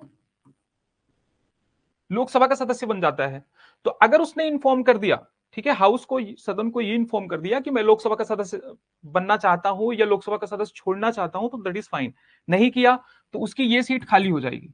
ये मान लो अगर लोकसभा का है और राज्यसभा का चुनाव लड़ जाता है, तो एकदम सेम होगा, बिल्कुल कॉमन सेंस है ना। इसका चुनाव लड़ा क्यों? क्योंकि उसको राज्यसभा का सदस्य बनना था। तो इन्फॉर्म कर दिया इस मामले में, तब भी वो जिसकी मर्जी उसकी ले सकता है। इन्फॉर्म नहीं करेगा तो उसकी ये सदस्यता खत्म हो जाएगी, मतलब जहां पहले था वो, अब उसकी सदस्यता वो खत्म हो जाएगी। ठीक है, छोड़ना है उसको इन्फॉर्म करना पड़ेगा, हाँ। ठीक है, तो ये पॉइंट हो गया। दूसरी बात, मान लो कोई ऐसा पर्सन है जो दो सीट से चुनाव लड़ता है, जैसे आप देखते हो ना, मोदी जी, राहुल जी, बड़े नेता जो है, ठीक है, ममता बनर्जी जी लड़ी थी, वो दोनों जगह से असेंबली का चुनाव हार गई थी। सुनो मेरी बात, मान लो कोई ऐसा पर्सन जैसे मोदी जी हैं, वो अहमदाबाद से भी लड़ते हैं, बनारस से भी लड़ते हैं। तो अब मान लो वो दोनों सीट जीत गए, लोकसभा की दो सीट जीत गए। कितनी जीत गए? दो सीट जीत गए। ठीक है, तो भी इनको, हाउस को ये इन्फॉर्म करना पड़ेगा। क्या इन्फॉर्म करना पड़ेगा बताओ? ये इन्फॉर्म करना पड़ेगा कि कौन सी सीट छोड़ रहे हैं। अगर ये इन्फॉर्म नहीं किया, आप बताओ यहां, अब यहां कंफ्यूजन वाली स्थिति है कि नहीं? यहां तो क्लियर था कि आपने ये चुनाव लड़ा तो इसका मतलब आप ये बनना चाहते थे, आप बताओ या ना बताओ, आपका ये खत्म हो ही जाएगा। यहां पे कंफ्यूजन है, कौन सी सीट चाहिए भाई साहब। अगर आपने नहीं बताया तो आपकी दोनों ही सीट की सदस्यता खत्म हो जाएगी। समझ में आया? तो इस बात का ध्यान रखना, बस, इसमें और कुछ नहीं है। देखो ध्यान से, यदि कोई व्यक्ति संसद के दोनों सदनों के लिए निर्वाचित होता है तो उसे 10 दिनों के भीतर, ठीक है, यह बताना होगा, मतलब राज्यसभा, मान लो कोई राज्यसभा का सदस्य और लोकसभा का सदस्य एक साथ चुना जाता है, एक साथ की बात कर रहा हूं। कहां गए पॉइंट? हाँ, अब यहां तो कोई कंफ्यूजन ही नहीं था, यहां तो पहले से ही था, लेकिन एक ही बार में, वो जैसे लोकसभा का चुना गया या फिर वो राज्यसभा की 2 सीट से चुना गया, मतलब ऐसा पॉसिबल नहीं है, मैं हाइपोथेटिकल बता रहा हूं, राज्यसभा वाले में, लोकसभा वाले में पॉसिबल है, ठीक है, राज्यसभा से चुना गया, ठीक है। दूसरी बात, क्यों? क्योंकि अभी बताऊंगा, जब आपको इलेक्शन का प्रोसेस बताऊंगा तब आपको समझ में आएगा क्यों पॉसिबल नहीं है, एक ही पर्सन क्यों 2 सीट से चुनाव नहीं लड़ सकता, जीत नहीं सकता। तो ये तो पॉइंट हो गया। अब सुनो, ठीक है, या फिर मान लो वो एक साथ ऐसा भी तो हो सकता है, राज्यसभा से भी जीत जाए और लोकसभा से भी जीत जाए। तो इस कंडीशन बताओ कंफ्यूजन है कि नहीं? कंफ्यूजन की स्थिति में उसको बताना ही होगा। अगर उसने हाउस को नहीं बताया कि उसको कौन सी सीट चाहिए, तो बताओ क्या होगा? फिर उसकी दोनों ही सीट कैंसिल कर दी जाएंगी, उसकी दोनों ही पद से, मतलब दोनों ही सीट से उसकी सदस्यता क्या हो जाएगी? खत्म हो जाएगी। तो इस बात का ध्यान रखना, एकदम सिंपल है। तो ये बताना होगा कि किस सदन में सेवा करना चाहता है असल, नहीं तो फिर उसकी ही सेवा हो जाएगी, उसकी जगह पर फिर से इलेक्शन, हाँ री इलेक्शन होता है, ठीक है। मान लो कोई सीट खाली हो गई तो री इलेक्शन होता है, सिर्फ ऐसी जरूरी नहीं कि ऐसे ही सीट खाली होगी, बहुत सारी सिचुएशंस आती हैं, ठीक है। ऐसी सूचना न दिए जाने पर सभा में उसकी सीट क्या हो जाएगी? रिक्त। यदि एक सदन का वर्तमान सदस्य दूसरे सदन के लिए भी निर्वाचित हो जाता है तो क्या होता है? प्रथम सदन में उसका स्थान रिक्त हो जाएगा। ये छोड़ो, ये कहानी मैंने आपको बता दी है। क्या कि मान लो पहले सदन में ऑलरेडी है, किसी एक सदन में है, और उसके बाद वो क्या करता है, दूसरे सदन से चुनाव जीत जाता है, तो पहली ऑटोमेटिकली खाली हो जाएगी अगर उसने नहीं बताया तो, अदरवाइज उसको इन्फॉर्म करना होगा। सेम कहानी यहां है कि अगर 2 सीटों के लिए चुना जाता है तो उसे एक के लिए विकल्प चुनना होगा। मैं लोकसभा या राज्यसभा की बात करता हूं, ठीक है। कोई व्यक्ति किसी सदन में अगर एक से ज्यादा सीटों पर क्या होता है, चुना जाता है, तो बताना होगा, नहीं तो क्या हो जाएगी? रिक्ति। कंफ्यूजन की स्थिति में तो रिक्ति हो जाएगी, ये मैंने आपको बता दिया। यहां पे है कि अगर मान लो कोई पर्सन है, कोई भी पर्सन है, अब वो संसद है, क्या है? सांसद है, मतलब एमपी है, और वो ऐसा भी तो हो सकता है विधानसभा का चुनाव लड़ ले। बताओ क्यों लड़ेगा? मान लो उसको मुख्यमंत्री की चाह हो कि मुख्यमंत्री बने, ठीक है। हाँ बताया तो मैंने, आपके प्रश्न को उत्तर दिया। तो मान लो मुख्यमंत्री बनना हो, तो अगर विधानसभा से जीत जाता है तो सेम कहानी होगा, उसको बताना पड़ेगा कौन सी सीट खाली करनी है। अदरवाइज वो पहले से अगर संसद था, पहले से ही सांसद है, और वो लेजिस्लेटिव असेंबली का सदस्य अगर चुना जाता है, मतलब विधायक चुना जाता है, तो सांसद वाली सीट खाली हो जाएगी। सर कहां बताना होता है? हाउस में इन्फॉर्म करना होता है, आपको अपने हाउस में इन्फॉर्म करना है कि आपको कौन सी सीट परफॉर्म करनी है, इस बात का ध्यान रखना, ठीक है। तो ये मैंने आपको बता दिया कि यहां भी, ठीक है। अब देखो, अब यहां तो समय दिया है कि 14 दिन, ठीक है। और अगर दोनों में साथ में चुने जाते हो तो 10 दिन के भीतर, बाकी किसी में समय निर्धारित नहीं है। लेकिन समय निर्धारित नहीं है तो इसका मतलब ये नहीं, काम काज चलने लगा सदन का तो वहां पे निर्धारित किया जाएगा, वो प्रिसाइडिंग ऑफिसर द्वारा, बहुत सारी चीजें प्रिसाइडिंग ऑफिसर द्वारा निर्धारित की जाती है। अच्छा ये बताओ, जो राज्यसभा के सदस्य होते हैं किसको रिजाइन देते हैं? जो राज्यसभा के सदस्य होते हैं किसको रिजाइन देते हैं? राष्ट्रपति को देते हैं, चेयरमैन को देते हैं, प्रिसाइडिंग ऑफिसर। चाहे वो राज्यसभा का सदस्य हो, चाहे वो लोकसभा का सदस्य हो, वो किसको, मतलब मैं हटा रहा हूं, ये सामने आ रहा है बार बार, किसको रिजाइन देते हैं? प्रेसिडेंट को देते हैं। अगर वो हार गया तो उसे पहले वाला सीट छोड़ना पड़ेगा। नहीं, मान लो कोई 2 सीट से लड़ा, वो एक सीट हार गया, कोई सी भी सीट है। अच्छा चलो ठीक है, क्यों ऐसा सवाल पूछ रहे हो? एकदम कॉमन सेंस लगाना, ठीक है कंफ्यूजन हो सकती, कोई बात नहीं। मान लो कोई एक सीट पे पहले ही है, पहले वो राज्यसभा का सदस्य और लोकसभा का चुनाव लड़ा, लोकसभा का चुनाव हार गया, तो कोई दिक्कत नहीं, फिर तो वो जिस सीट से है उस सीट पे रहेगा, फिर इन्फॉर्म भी नहीं करना, कुछ नहीं करना, पहली बार, ठीक है। दूसरी बात सुनो, मान लो कोई 2 सीट से चुनाव लड़ा, एक से हार गया, तो फिर तो भाई एक ही सीट बची, मतलब जिसके पास 2 सीट है उसमें कंफ्यूजन हो सकता है, तो वो बताना पड़ेगा। तो चेयरमैन को, सभी बच्चे बोल रहे हैं चेयरमैन को। आप सुनो मेरी बात, चाहे वो कोई भी एमपी हो, मतलब अगर लोकसभा का सदस्य है, ठीक है, तो किसको देगा? स्पीकर को। और अगर राज्यसभा का सदस्य है तो किसको देगा? अपना रेजिग्नेशन चेयरमैन को। अब चेयरमैन के ऊपर है कि मतलब उसको लग रहा है, जो प्रिसाइडिंग ऑफिसर है, मान लो, चाहे मान लो चलो स्पीकर नहीं है, डिप्टी स्पीकर है, डिप्टी स्पीकर स्पीकर के पद पे काम कर रहे हैं, तो वो कोई भी रिजिग्नेशन देगा लोकसभा का सदस्य, तो डिप्टी स्पीकर को देगा। उस टाइम जो प्रिसाइडिंग ऑफिसर होता है उसको दिया जाता है, पहली बात। दूसरी बात ये कि वो उनके ऊपर है, वो रेजिग्नेशन एक्सेप्ट करें ना करें। प्रेसिडेंट का भी यही लागू होता है, मतलब ऐसा जरूरी नहीं प्रेसिडेंट को जितने लोग रेजिग्नेशन देंगे सबका एक्सेप्ट ही कर लेंगे, वो उनके ऊपर होता है कि, ठीक है। तो इसमें कुछ था ही नहीं, ये तो मैंने आपको ऐसे ही दे दिया। अब सुनो इससे क्या होता है, आपको एक चीज समझ में आ रही होगी। आप दो तरीके से सोच सकते हो, एक तो ये सोच सकते हो कि सर इतना कंटेंट दे देते हैं यार, क्या बताऊं। एक ये सोच सकते हो कि इतना सारा लिखा है और यहाँ पे कुछ सेकंड्स लग रहे हैं, 20 सेकंड लग रहा है, 10 सेकंड लग रहा है, इतनी सारी चीजों को समझने में, कुछ है ही नहीं। राज्यसभा के सभापति को क्या पत्र लिख के अपनी सीट से क्या देगा, इस्तीफा देगा। ठीक है। और भारत के उपराष्ट्रपति के ऊपर है ये बात कि वो क्या करें, सभापति के पास ये पावर है कि वो उसको एक्सेप्ट करेंगे ना, बस इतनी सी बात है और कुछ नहीं। ठीक है। अब सेम चीज, राज्यसभा के सभापति संबंधित राज्यसभा सदस्य के त्याग पत्र को स्वीकार नहीं कर सकते। ऐसा भी हो सकता है यदि वह इस बात से संतुष्ट है कि त्याग पत्र स्वैच्छिक नहीं है, किसी कोई जबरदस्ती दिलवा रहा है या कुछ कोई रीजन है, तो जब तक वो संतुष्ट नहीं है तब तक वो एक्सेप्ट नहीं कर सकते। तो रेजिग्नेशन एकदम सेम लिखा है, कुछ नहीं है। ठीक है।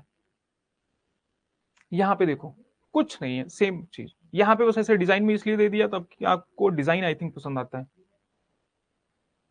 अब अब्सेंट क्या होता है, उसकी सदस्यता ही खत्म कर सकता है, जो प्रिसाइडिंग ऑफिसर है ना उसकी सदस्यता ही खत्म कर सकता है बिना अपनी मनमर्जी से। कोई अगर आप जैसे स्कूल्स वगैरह जाते होंगे, मतलब बचपन में, अभी कॉलेज जा रहे होंगे, तो फिर क्या होता है बिना बताए ही गायब है। कॉलेज में तो इतना नहीं होता, बट स्कूल में क्या है कि भाई हम लोगों को तो मार पड़ती थी, मतलब बहुत जबरदस्त मार खाता था मैं।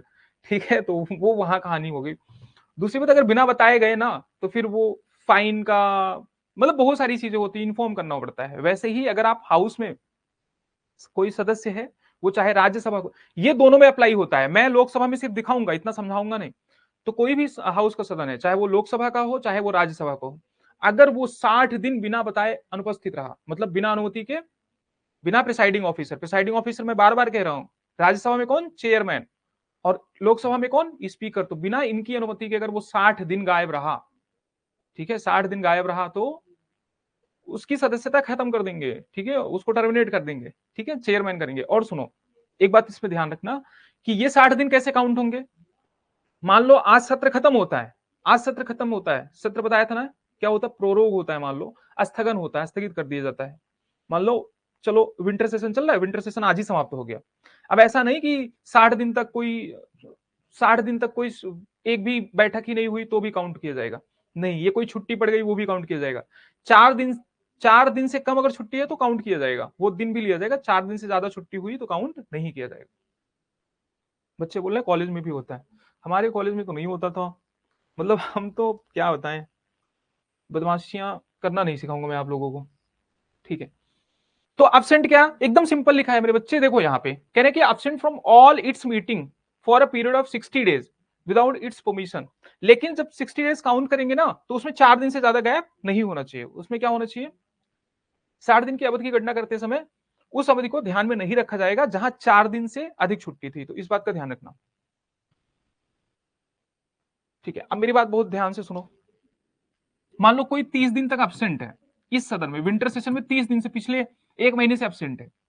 ठीक है, तो बीच का गैप नहीं लिया जाएगा। ऐसा नहीं कि एक महीने का सत्र सदन फिर से, मतलब लगातार अगर एक महीने की छुट्टी हो गई, सदन की छुट्टी हो गई ना, प्रोरोग हो गया, तो ऐसा नहीं कि इसको भी इस 30 दिन को जोड़ के फिर इसको 60 बना के और उसको फिर निकाल ही देंगे, ऐसा नहीं।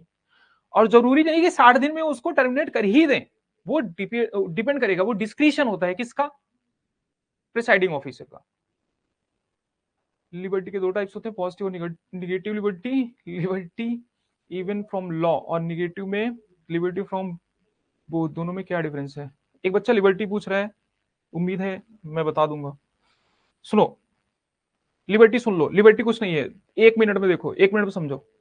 एक लिबर्टी होती है, लिबर्टी का मतलब पहली बात तो स्वतंत्रता होती है। फ्रीडम और लिबर्टी में कोई डिफरेंस नहीं है। फ्रीडम कंट्री के लिए यूज करते हैं, मतलब ऑर्गेनाइजेशन के लिए यूज करते हैं। लिबर्टी इंडिविजुअल सेंस में यूज होती है। इंडिविजुअल मतलब जैसे आप मैं लोग होते हैं, लोगों के परिप्रेक्ष्य में यूज होता है। पहली बात। जो निगेटिव लिबर्टी होती है, ध्यान से सुनो, जो पॉजिटिव लिबर्टी होती है, लिबर्टी को दो टाइप, पॉजिटिव और निगेटिव। तो जो पॉजिटिव होती है, पॉजिटिव में कोई भी आपके ऊपर कोई रोक टोक है ही ना। आप किसी कानून के हिसाब से नहीं बंधे, कानून के हिसाब से नहीं चल रहे हैं। आपको 22 जो बाइक चला रहे हो तो 1 करोड़ किलोमीटर पर आवर की स्पीड से चलाओ, कोई फर्क नहीं। कोई रेड लाइट तोड़ो, कोई फर्क नहीं। मतलब जो आपकी मर्जी करे वो करो, आपकी मर्जी करे किसी को कुछ भी करो। ठीक है, आप मुझे कुछ बोलो, किसी और को कुछ बोलो, तो आपके ऊपर डिपेंड करता है। वो होती है क्या, पॉजिटिव लिबर्टी। निगेटिव लिबर्टी ये होती है, निगेटिव नाम है लेकिन वो निगेटिव नहीं है, इस बात का ध्यान रखना।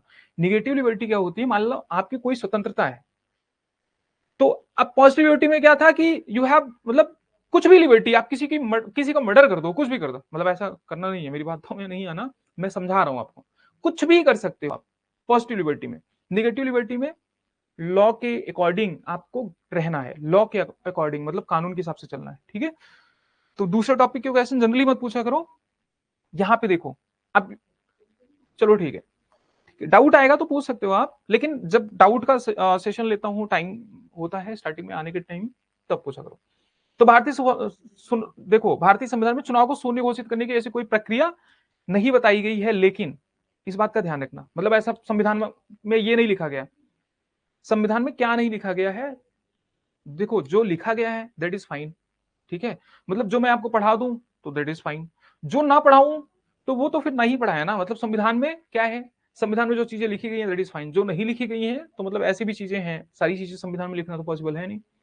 तो वैसे ही मान लो किसी का चुनाव जो है वो डिस्प्यूटेड है, कोई इश्यू आ गया, तो क्या बताया था बताओ, वाइस प्रेसिडेंट और प्रेसिडेंट का चुनाव से रिलेटेड कोई भी डिस्प्यूट होगा तो सुप्रीम कोर्ट निर्णय लेगा, सुप्रीम कोर्ट लेगा, ना कि इलेक्शन कमीशन लेगा। पहली बात ध्यान से सुनना, कौन लेगा निर्णय, सुप्रीम कोर्ट लेगा, और सुप्रीम कोर्ट जो बोलेगा वही मानना होगा, उसके अलावा कुछ नहीं। अब सुनो, संसद के समय, संसद के परिप्रेक्ष्य में क्या होता है, सांसद के परिप्रेक्ष्य में जब इनको चुना जाता है और इनके मामले में कोई भी डिस्प्यूट हुआ, तो बताओ कौन निर्णय लेगा, हाई कोर्ट। कौन निर्णय लेगा, high court, high court, supreme court नहीं, हाई कोर्ट। तो अगर मान लो हाँ कि हाई कोर्ट ने पहले निर्णय ले लिया, उसके बाद वो सुप्रीम कोर्ट में जा सकता है। सुप्रीम कोर्ट के मामले में सुप्रीम कोर्ट से बड़ी कोई अपीलीय न्यायालय नहीं है। इसके बाद आपको जुडिशरी पढ़ाया जाएगा, तब आपको समझाऊंगा, समझाया। तो कुछ नहीं लिखा है यहाँ पे, सिर्फ यही लिखा है, ठीक है, कि 1951 का जो आरपीए है, रिप्रेजेंटेशन ऑफ पीपल्स एक्ट, मतलब जन प्रतिनिधित्व अधिनियम द्वारा उसको ये अधिकार देता है कि अगर मान लो कोई अयोग्य उम्मीदवार भारतीय संसद के लिए चुनाव निर्वाचित होता है तो उसका चुनाव क्या हो जाएगा, शून्य हो जाएगा। इस संबंध में अगर कोई भी डिस्प्यूट हुआ तो कहां जाएगा बताओ, ठीक है, उच्च न्यायालय। पहली बात तो कहां जाएगा बताओ, उच्च न्यायालय, और उच्च न्यायालय के बाद फिर वो उच्चतम न्यायालय में जा सकता है। अपील तो कोई भी कर सकता है, ठीक है, सुप्रीम कोर्ट नहीं, सुप्रीम कोर्ट नहीं, हाई कोर्ट। कहां जाएगा, एग्रीड पार्टी कैन, लेकिन पहले कहां जाएगा, हाई कोर्ट, ठीक है, विच enables the high court, supreme court नहीं, पहले वो कहां जाएगा, हाई कोर्ट। लेकिन हाई कोर्ट से अगर वो संतुष्ट नहीं है तो फिर सुप्रीम कोर्ट जा सकता है। तो हाई कोर्ट याद रखना, ठीक है, ठीक है। इंग्लिश, हाँ इंग्लिश देखो, अब सुनो, यहां पे क्या है कि अब आ जाते हैं लोकसभा के बारे में। लोकसभा के बारे में मैंने आपको बताया ही था, ठीक है। लोकसभा भारत की द्विसदनीय संसद का मतलब निचला सदन, ये दूसरा सदन। तो दूसरा सदन किसको बोलते हैं, बताओ दूसरा सदन किसको बोलते हैं। कुछ है ही नहीं, अब जो आपने राज्यसभा में पढ़ा वही लोकसभा में है, इसलिए मैं आपको थोड़ा जल्दी यहाँ पे चीजें बताने की कोशिश करूंगा, कुछ नहीं। अब बताओ, स्पीकर यही का मेंबर होता है, ठीक है। उसके नीचे कौन आता है बताओ,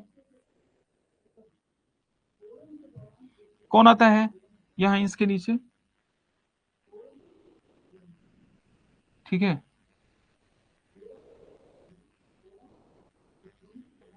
ये अलग अलग नहीं होते, जो मैं अलग कर रहा हूं सिर्फ आपको लिख रहा हूं, यहाँ पे दिखा रहा हूं मैं। फिर इनके नीचे होते हैं डिप्टी स्पीकर, ठीक है, अध्यक्ष, उपाध्यक्ष, और इसको बोलते हैं बताओ, ये पैनल होता है एक, मतलब पैनल में सामान्यतः 10 सदस्य होते हैं, ठीक है। इसको बोलते हैं पैनल ऑफ चेयरपर्सन।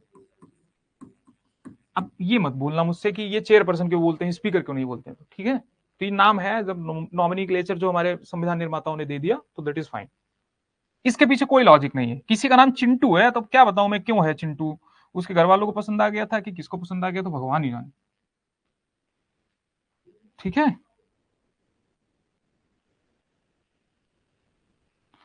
अब सुनो, तो ये लोकसभा की संरचना है।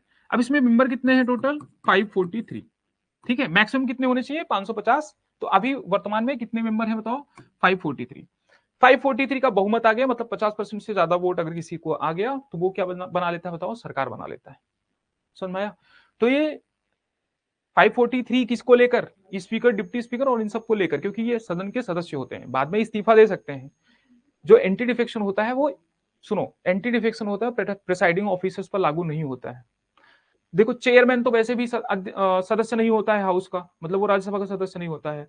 तो स्पीकर, डिप्टी स्पीकर ये चुने जाए। मान लो जैसे अभी आप देख रहे होंगे बीजेपी पार्टी से हैं, डिप्टी स्पीकर, ऐसा कहीं लिखा नहीं, संविधान में लिखा नहीं गया, ना कोई नियम है, सिर्फ कन्वेंशन है। कन्वेंशन मतलब रीति है, ठीक है। मैंने आपको एक क्वेश्चन बताया था, तो जो कस्टम्स होते हैं उससे भी गवर्न होती है बहुत सारी चीजें, तो ऐसा रीति है। अभी तो डिप्टी स्पीकर को बनाया ही नहीं है 2019 के बाद से, ठीक है। तो जो डिप्टी स्पीकर होते हैं, सामान्यता मैं बोल रहा हूं कि रीति है, संविधान में नहीं लिखा गया। अगर ऐसा स्टेटमेंट आ जाए कि भारतीय संविधान में ये उल्लिखित है कि जो स्पीकर होगा वो रूलिंग पार्टी से होगा और जो डिप्टी स्पीकर होगा वो अपोजिशन से होगा, तो ये कथन सत्य है या असत्य है, बताओ। तो ये सामान्यता कहां से होता है, बताओ, अपोजिशन से। यहां पर लिखूंगा मैं,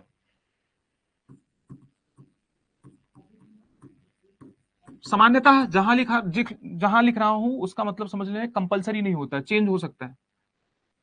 सामान्यता बताओ, विपक्ष से या अपोजिशन से। मतलब मुझे दोनों भाषाओं में इसलिए लिखना पड़ता है, हमारे बच्चे ना ये युद्ध कर लेंगे एक दूसरे से, ठीक है।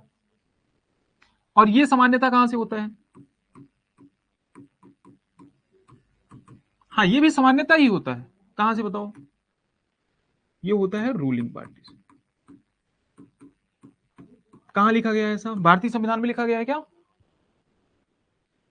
सारे बच्चे राइट बोल रहे हैं। मैं आपको बोल रहा हूं, जब भी मैं संविधान बात करूं ना, कि संविधान के अनुसार, चलो एक कथन बोलता हूं, संविधान के अनुसार जो लोकसभा और राज्यसभा के जो सदस्य हैं, इनका वेतन संसद निर्धारित करेगी। मैंने एक कथन बोला, ध्यान से सुनो और इसका आंसर दो। मैंने बोला भारतीय संविधान के अनुसार सांसदों का वेतन संसद तय करेगी। बताओ कथन सही है गलत है? ठीक है Raj Pandey, I got it, but आपका नाम नहीं लूंगा, तो आपकी बाकी लोग, ये लोग ना थोड़ा सा आंसर दें। बच्चा बोल रहा है कि गलत है, ठीक है।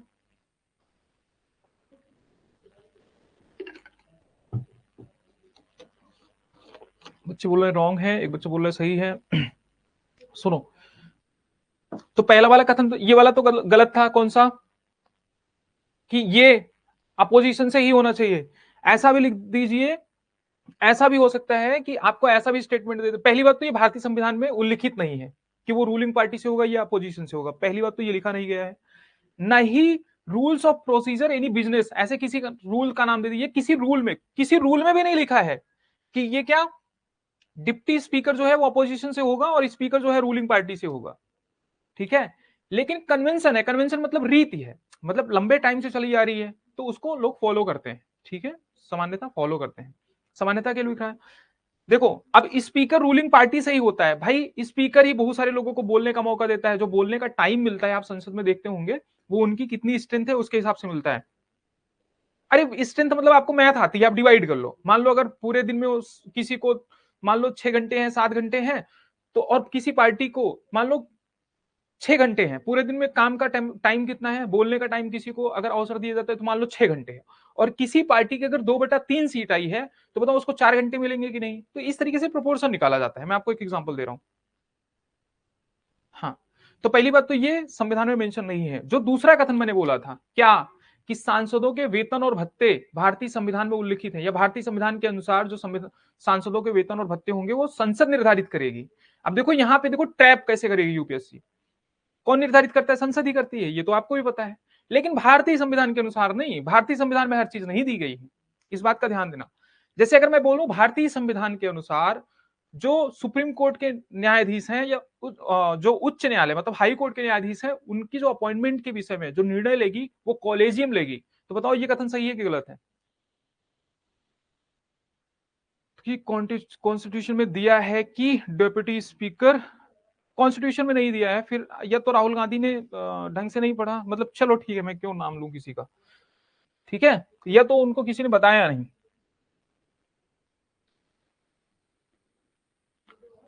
चलो ठीक है, यहां पे देखो, बताओ कॉलेजियम सिस्टम कहां दिया है, कॉलेजियम सिस्टम भी संविधान में नहीं दिया है। तो इस बात का, माइनॉरिटी की डेफिनेशन संविधान में दिया गया है क्या, बताओ दिया गया है? नहीं दिया गया है। तो इस बात का ध्यान रखना संविधान में क्या है क्या नहीं है। अनटचबिलिटी, आर्टिकल 17 मतलब भारतीय संविधान के अनुच्छेद 17 के अनुसार किसी को 1 करोड़ साल की सजा होगी अनटचबिलिटी के हिसाब से, तो नहीं दिया गया। उसके लिए लॉ बनाए गए, रूल्स बनाए गए। तो इस डिफरेंस को समझो, कंफ्यूज मत होना। ठीक है, अब यहां आ जाओ। तो लोकसभा में अधिकतम, यहां सिर्फ सदस्य बताए हैं और कुछ नहीं बताया, कुछ नहीं। कितने बताओ total maximum number of seats कितनी है बताओ? 550। और अभी वर्तमान में कितने बताओ? 543, सारे इलेक्टेड हैं। 524 सदस्य कहां से चुन के आते हैं बताओ? स्टेट से। 19 यूनियन टेरिटरी से। एग्जाम में पूछा जाएगा नहीं, स्टेटमेंट दे सकता है लेकिन पूछा नहीं जाएगा, इस बात का ध्यान रखना। फैक्चुअल क्वेश्चंस नहीं पूछती यूपीएससी, अवॉइड करती है। नॉमिनेटेड मेंबर्स, हाँ ये मैंने जानबूझ के लिखा है, इस बात का ध्यान रखना। आप यही पढ़ते आ रहे हो क्या कि हाउएवर, यहां पे पहली बात तो आपको ये पता होगा कि जो नॉमिनेटेड मेंबर्स होते थे लोकसभा में वो खत्म कर दिए गए 104th कॉन्स्टिट्यूशनल अमेंडमेंट एक्ट से। 104th कॉन्स्टिट्यूशनल अमेंडमेंट एक्ट से क्या कर दिया गया? एंग्लो इंडियन के लिए सीट्स क्या कर दी गई? खत्म कर दी गई। पहली बात तो खत्म नहीं की गई है, तो इस बात को देखो कि however the 104th constitutional amendment act of 2009 discontinued, क्या consequently the provisions cease to have. अब देखो ये लिखा है, क्या लिखा है? सीज टू हैव क्या इफेक्ट ऑन द 25 जनवरी 2020। आपको ये नहीं समझेगा बच्चे, ध्यान से सुनो। जैसे ही मान लो चाहे वो एससी एसटी, आपको पता है ना अभी वीमेन के लिए सीटें आरक्षित है, लेकिन एससी एसटी, मतलब एससी और एसटी तो एक ही में था, मतलब संसद ऐसा प्रावधान बनाएगी कि एससी एसटी और एंग्लो इंडियन,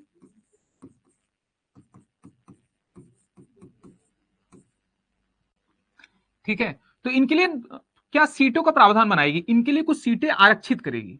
यहां पे क्या था? एससी एसटी के लिए तो अभी सीटें आरक्षित हैं, और यहाँ पे एंग्लो इंडियन के लिए आरक्षित तो छोड़ो, नामांकित। पूछो कि नामांकित क्यों किया? कॉमन सेंस लगाओ। अरे एंग्लो इंडियन भारत में बहुत कम है ना, अगर इनको हम चुनाव, इनके लिए सीटें आरक्षित करके कहां चुनाव लड़ाएंगे?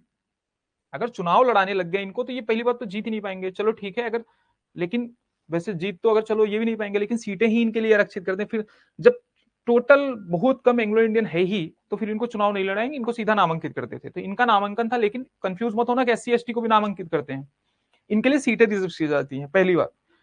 तो संविधान में प्रावधान है कि हर 10 साल बाद इनके रिजर्वेशन की स्थिति देख के क्या किया जाएगा? अपडेट किया जाएगा। Same goes with Anglo Indian. ठीक है, तो 104th जब कॉन्स्टिट्यूशनल अमेंडमेंट आया, ठीक है, इनकी सीट्स बढ़ाई गई।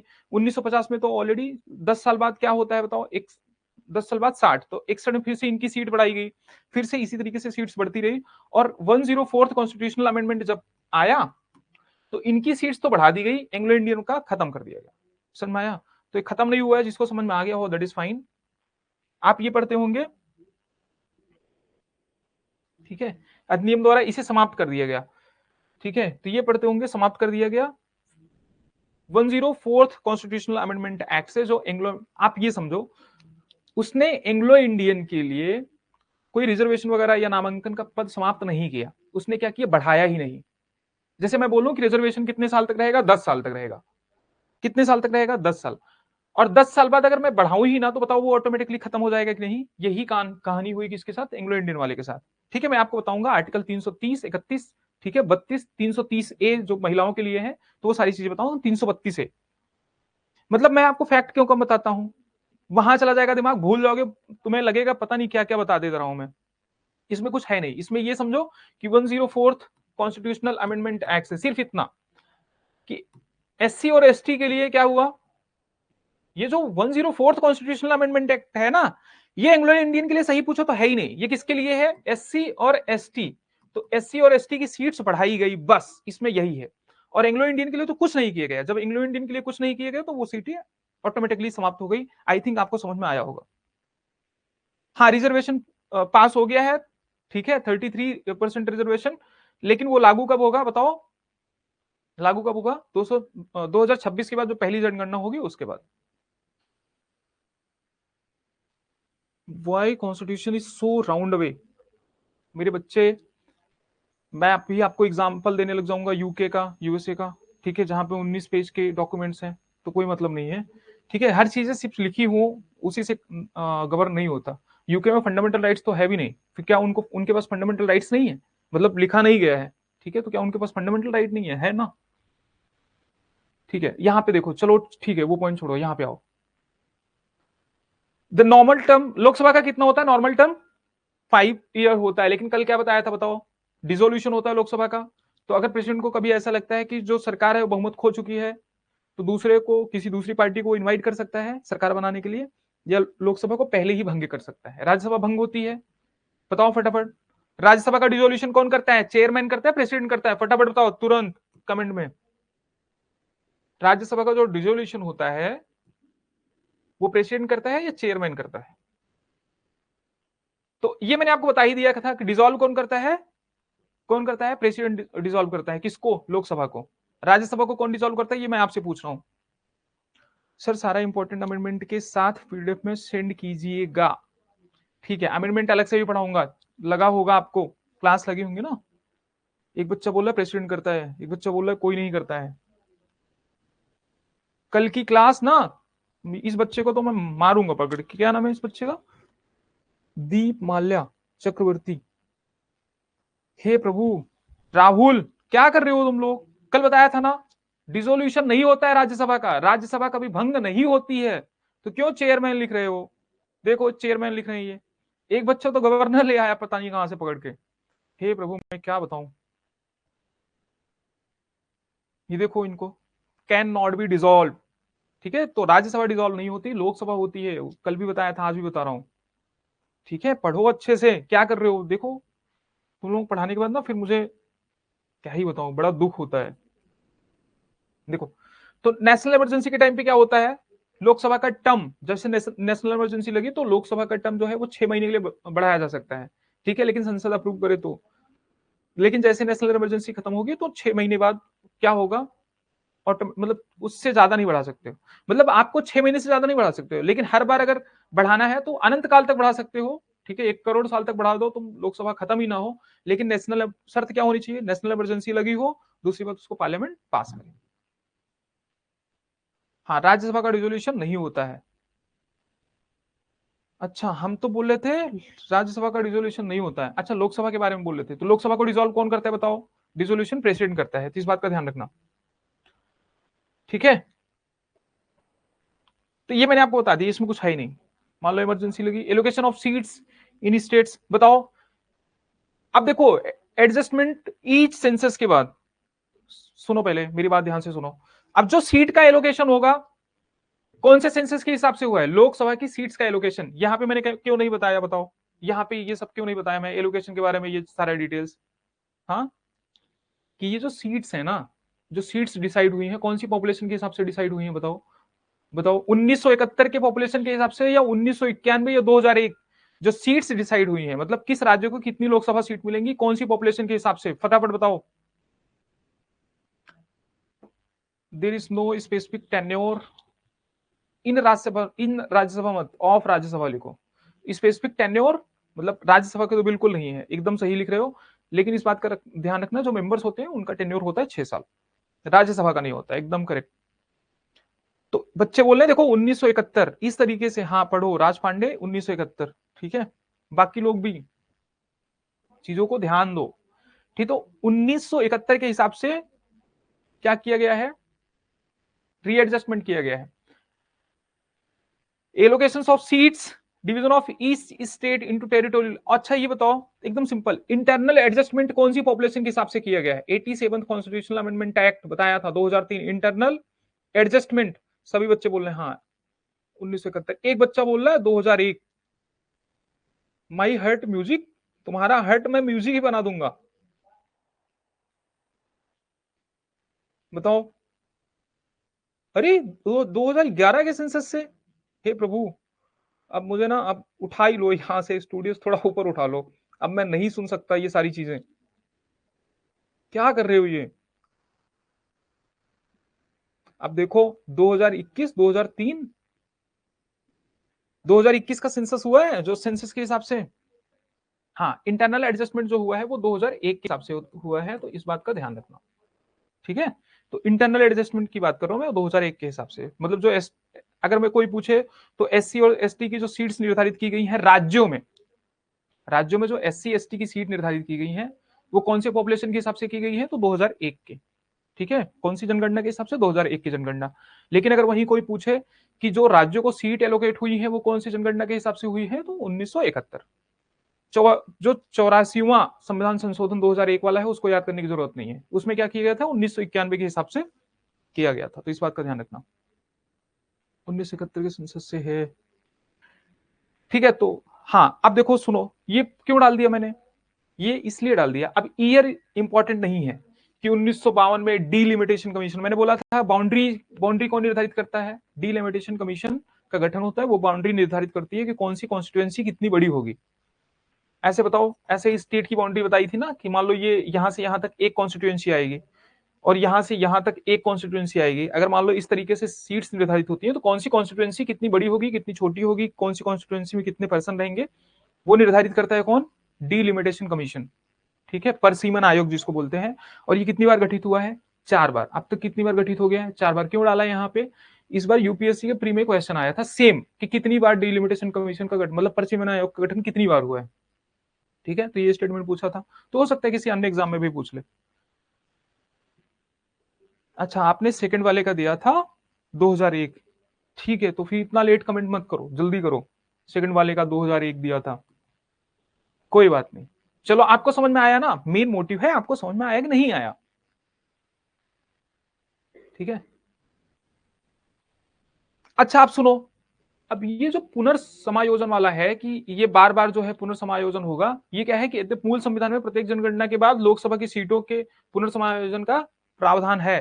क्या है कि हर 10 साल बाद, मतलब हर जनगणना के बाद, हर जनगणना के बाद जो सीट्स होंगी लोकसभा की राज्यसभा की वो क्या होंगी बताओ, वो निर्धारित की जाएंगी, पुनर्समायोजन किया जाएगा उनका। कौन से नोट्स, नोट्स तो फंडामेंटल राइट तक आपको मिल गए होंगे, ये पूरा होने दो, प्रेसिडेंट के नोट्स आपको मिल जाएंगे, प्रेसिडेंट के नोट्स आपको दिलवा देता हूं।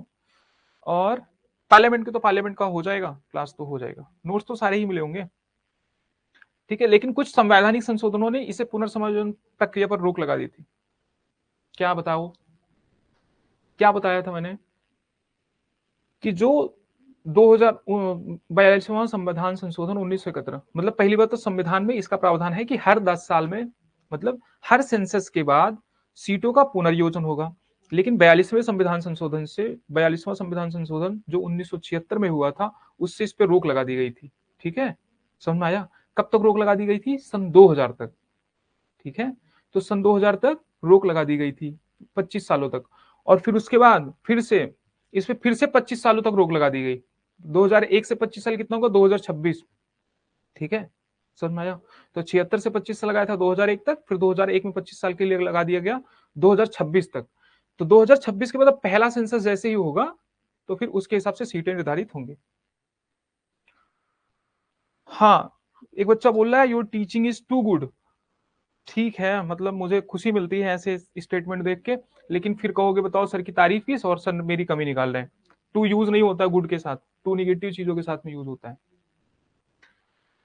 टी डबल ओ, ठीक है, माफ करिए। यहाँ पे देखो, 42nd जो कॉन्स्टिट्यूशन, ये मैंने आपको बता ही दिया था, ये 42nd कॉन्स्टिट्यूशनल अमेंडमेंट एक्ट 1976, ये सारी चीजें बताएंगे नहीं। 42वें संविधान संशोधन से क्या कर दिया था, कब तक फ्रोज कर दिया गया था, ये 84वें से, ये तो यही बता रहा हूं। और फिर बताओ 87वें से, ये मैंने आपको बता दिया है, तो वापस से क्यों ही बताऊं।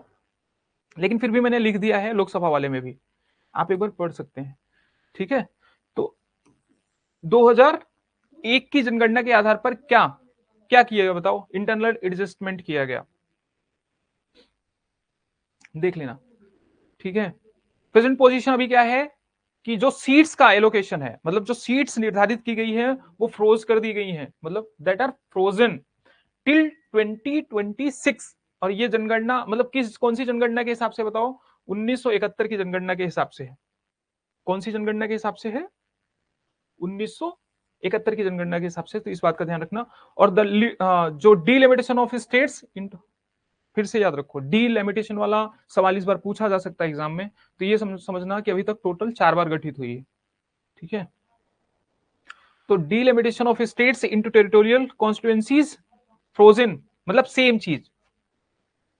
क्या इंटरनल की बात कर रहे हैं? इंटरनल कौन सी जनसंख्या के हिसाब से फ्रोजन किया गया? 2001 के सेंसस के हिसाब से। और जो राज्यों की सीट का जो एलोकेशन है वो कौन सी जनगणना के हिसाब से किया गया? 1971 का, ठीक है। सेम चीज हिंदी में लिखा है, ये 10 बार बताया है, इसलिए मतलब याद ही हो जाएंगी ये चीजें, बचेंगी ही कहां, कुछ बचेगा ही नहीं। अच्छा ये बताओ, क्वालिफिकेशन क्या थी राज्यसभा के सदस्य का चुनाव लड़ने के लिए? क्वालिफिकेशन क्या थी बताओ? ठीक है, भारत का नागरिक हो, पहली बात, ठीक है। और वो भारत का नागरिक हो, दूसरा इलेक्शन कमीशन द्वारा, ध्यान से सुनो, इलेक्शन कमीशन द्वारा निर्धारित किसी रिटर्निंग ऑफिसर के सामने क्या करे? वो शपथ ले, प्रतिज्ञान ले, ठीक है। तो भारत का नागरिक हो, एज कितनी होनी चाहिए? राज्यसभा में 30 साल और लोकसभा में आप बताओ, मैं सामने खड़ा हूं, मेरे ख्याल से 25 दिख नहीं रहा होगा, अच्छा 25 बोल भी दिया, मैं बोल रहा हूं दिख नहीं रहा होगा, तो 25 साल, कितना? 25 साल। बस यही एक चेंज है, बस राज्यसभा से, मेरे बच्चे ध्यान से देखना, राज्यसभा से, ठीक है, और लोकसभा में बस क्वालिफिकेशन सिर्फ ये एक डिफरेंस है और कुछ नहीं है। ये सारी चीजें मैंने आपको बताई थी, पॉजेस अदर क्वालिफिकेशंस प्रिस्क्राइब्ड, और सेम चीज आगे भी आपको सेम चीज मिलेगी। क्या हो बताओ, भारतीय संविधान में क्या निम्नलिखित भारत का नागरिक होना चाहिए?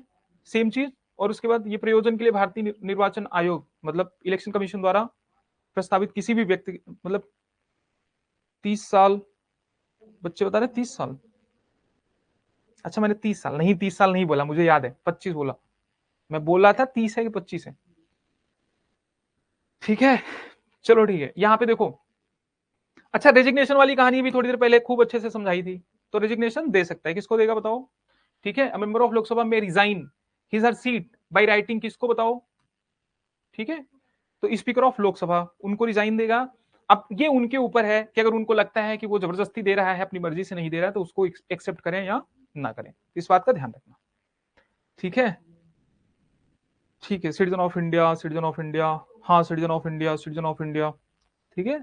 इसके अलावा भी बताओ, सिटीजन ऑफ इंडिया पे रुक जाते हो सारे लोग आके। तो ये बता दिए मेरे बच्चे, ये सेम है, ये लोकसभा और राज्यसभा के सदस्यों के वो रेजिग्नेशन दे सकते हैं और कुछ है नहीं। अब्सेंस का क्या बताया था? 60 दिन, तो यहाँ भी 60 दिन है, 60 दिन बिना बताए सदन से गायब, तो फिर उसको गायब ही कर देंगे कि भाई तुम अब गायब ही हो जाओ। लेकिन उन 60 दिन को काउंट करते टाइम वो पीरियड नहीं जोड़ा जाएगा जहां 4 दिन से ज्यादा छुट्टी हो, बस इतना ध्यान रखना, ठीक है। तो एकदम सिंपल है, कुछ है ही नहीं इसमें, एकदम सेम कहानी कि बिना अनुमति के 60 दिन उपस्थिति, अगर बिना सूचना तो फिर उसकी भी सूचना खराब कर देंगे, ठीक है। गणना करते समय वही ये ध्यान रखा जाएगा 4 दिन से अधिक के लिए स्थगित ना हुआ हो या छुट्टी ना हो।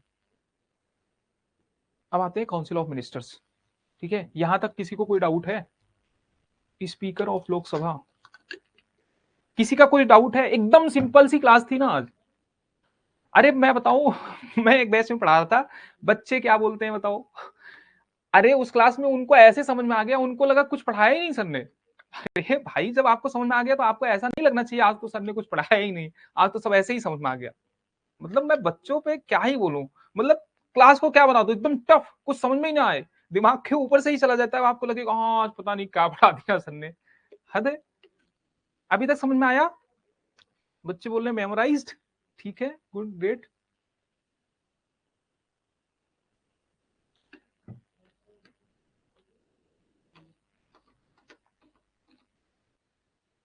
एक बच्चा बोल रहा है सर लोकसभा का जो स्पीकर है वो रेजिग्नेशन नहीं देता। हाँ सुनो पहले, सबसे इंपॉर्टेंट बात, एक बच्चा बोल रहा है, अच्छा ऐसे क्वेश्चन पूछा करो तब अच्छा लगता है। एक बच्चा बोल रहा है सर लोकसभा का स्पीकर रेजिग्नेशन नहीं देता है ना सर प्रेसिडेंट को। अब सुनो, ये स्टेटमेंट यूपीएससी में आया था, लोकसभा का जो स्पीकर होता है वो किसको देगा बताओ? किसको देगा इस्तीफा? लोकसभा का स्पीकर वो देगा डिप्टी स्पीकर को, और डिप्टी स्पीकर किसको देगा? स्पीकर को, इस बात का ध्यान रखना, ठीक है। स्पीकर डिप्टी स्पीकर को, डिप्टी स्पीकर स्पीकर को, अंडरस्टूड, ग्रेट, ठीक है, बहुत सही। सर मैंने एक डाउट भेजा है वो बता दो। कौन सा डाउट? वो हाँ बता दिया मैंने, आई थिंक आपका ही है। सर आज लग ही नहीं रहा है क्या? अच्छा, नहीं कि एक और हो गया, ठीक है ऐसे ही लगेगा। और बताओ इतना सारा मतलब बहुत सारी चीजें आपने पढ़ी, ये छोड़ो, मैं आपको एक कहानी बताता हूँ, ठीक है। अब आपको थोड़ा सा देखो, अभी क्या खत्म कर दी चीजें, अभी हम स्पीकर, डिप्टी स्पीकर के बारे में और डिप्टी चेयरमैन के बारे में डिटेल से पढ़ेंगे। अभी उनका तो रिमूवल पढ़ा ही नहीं, किसी का रिमूवल नहीं पढ़ा ना आपने, जानबूझ के नहीं पढ़ा है। सब में इफेक्टिव मेजोरिटी की जरूरत होती है। सिर्फ व्हाट्सअप किया, अच्छा ठीक है, व्हाट्सअप किया तो मैं बता दूंगा। वहां पहले जाऊंगा तो देखूंगा तो सही, क्योंकि वो फोन तो मेरे पास रहेगा नहीं। सुनो मेरी बात, अरे क्या बता रहा था मैं, हाँ, सबको हटाने के लिए इफेक्टिव मेजोरिटी की जरूरत पड़ती है, तो इफेक्टिव मेजोरिटी पढ़ाऊंगा तो सारी मेजोरिटी पढ़ा दूंगा, तुरंत बताऊंगा। इसके जस्ट बाद ही बताऊंगा, ऐसा मत सोचो पता नहीं कब बताऊंगा, ठीक है। डेप्यूटी स्पीकर को, हाँ। हाँ डिप्टी स्पीकर, अरे मैं वही तो बोल रहा हूँ, डिप्टी स्पीकर को अगर रिजाइन देना है तो किसको देगा, स्पीकर को। स्पीकर को रिजाइन देना है तो किसको देगा, डिप्टी स्पीकर को। एकदम सिंपल, कुछ नहीं है उसमें। ऐसा स्टेटमेंट यूपीएससी ने पूछा भी था, तो अच्छा हुआ याद दिला दिया। तो अब मंत्रिपरिषद समझते हैं बहुत सारे बच्चों को कि कंफ्यूजन होता है, कुछ होता ही नहीं मंत्रिपरिषद, कुछ नहीं समझना। मतलब मैं, मतलब मुझे ऐसा लगता है कि मैं आपको कक्षा 2-3 में क्यों नहीं पढ़ाया।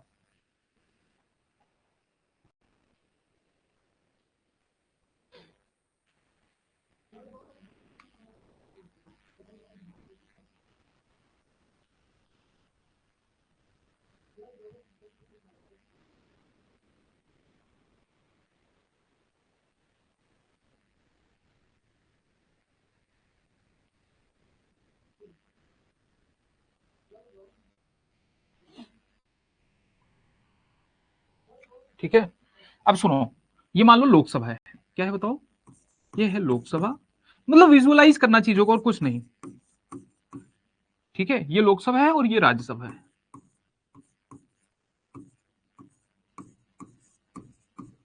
ठीक है, बहुत ध्यान से सुनो। तो अच्छा ये बताओ, सरकार कब बनेगी, जब राज्यसभा में बहुमत आएगा। ऐसे ऐसे नाम है, लग रहा है इलेक्ट्रिक ऑब्जेक्ट है, स्पीकर। ठीक है, गुड। एक बच्चा बोल रहा है ऐसे ऐसे नाम है कि स्पीकर, डिप्टी स्पीकर, ऐसा लग रहा है इलेक्ट्रिक ऑब्जेक्ट है। हाँ इलेक्ट्रिक ऑब्जेक्ट है, ठीक है। अब यहां फोकस कर लो, मेरी अच्छा बताओ, जो कौन से व्यक्ति को प्रधानमंत्री किसको चुना जाता है, जिसका बहुमत लोकसभा में हो, राज्यसभा में हो, या दोनों में हो। फटाफट आप कमेंट करो, तब तक मैं यहां बता रहा हूं।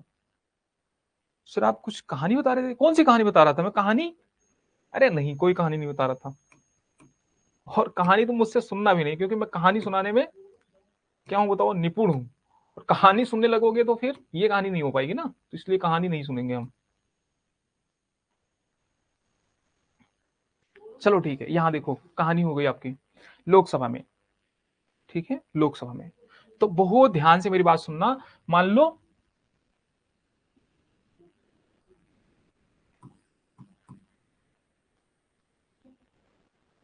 सी ओम क्या होता है बताओ, हिंदी में लिख रहा हूं, ठीक है, हिंदी में लिख रहा हूं तो थोड़ा समझ में आएगा आपको। काउंसिल ऑफ मिनिस्टर्स को क्या बोलते हैं बताओ, मंत्रिपरिषद।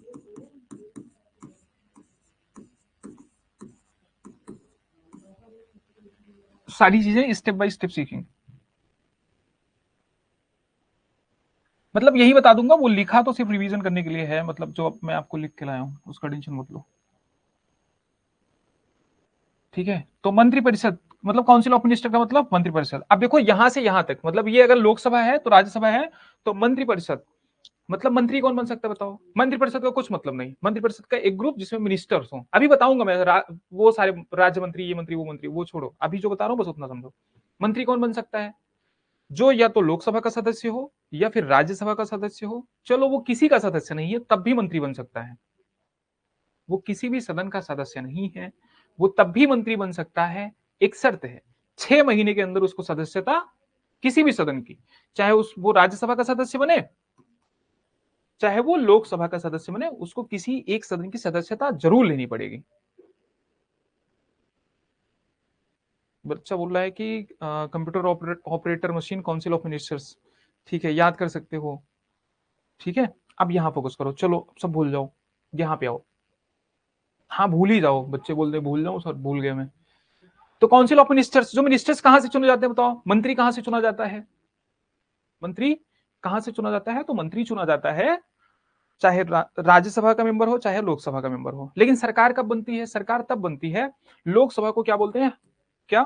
हाउस ऑफ द पीपल बोलते हैं। क्या बोलते हैं? लोक सदन, लोकसभा। लोकसभा का मतलब क्या है? लोक मतलब लोग हो गए, और सभा मतलब सदन हो गया। तो लोगों का सदन इसको बोलते हैं। क्या बोलते हैं? लोगों का सदन। इसको बोलते हैं हाउस ऑफ पीपल। क्या बोलते हैं? हाउस ऑफ पीपल बोलते हैं। मतलब यहां पे इसको हाउस ऑफ पीपल क्यों बोलते हैं बताओ? राज्यसभा को हाउस ऑफ पीपल क्यों नहीं बोलते? भाई इसको लोगों ने, जो एमपी का चुनाव होता है, जो आपके यहाँ सांसद का चुनाव होगा, आपने देखा होगा, ठीक है? तो आप क्या करते हैं? मतलब जो 18 साल से प्लस हैं वो वोट कर सकते हैं, तो सांसदों को चुन सकते हैं, डायरेक्ट जाके वो इलेक्ट करते हैं, ठीक है? उनका जो भी चुनाव चिन्ह होता है उसको चुनते हैं। तो ये लोगों द्वारा चुने गए हैं, तो इसमें लोगों की विल बैठी है, जो लोगों की इच्छा है, उन्होंने डायरेक्टली इनको चुन के भेजा था, वो यहाँ पे उनकी विश बैठी है, ठीक है? राज्यसभा में कैसे चुनाव होते हैं? राज्यसभा में इस तरीके से चुनाव नहीं होते हैं। अब बताओ, अब राज्यसभा का चुनाव बता देता हूं, ठीक है? तो राज्यसभा में कैसे चुने जाते हैं इनके मेंबर? चुनाव तो कुछ नहीं है, चुनाव इनका कैसे होता है? सिंगल,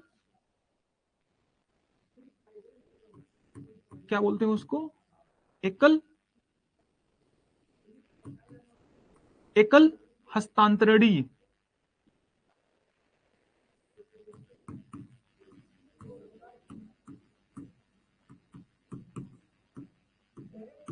एकल हस्तांतरणीय प्रणाली होती है, ठीक है? और एकल हस्तांतरणीय और समानुपाती।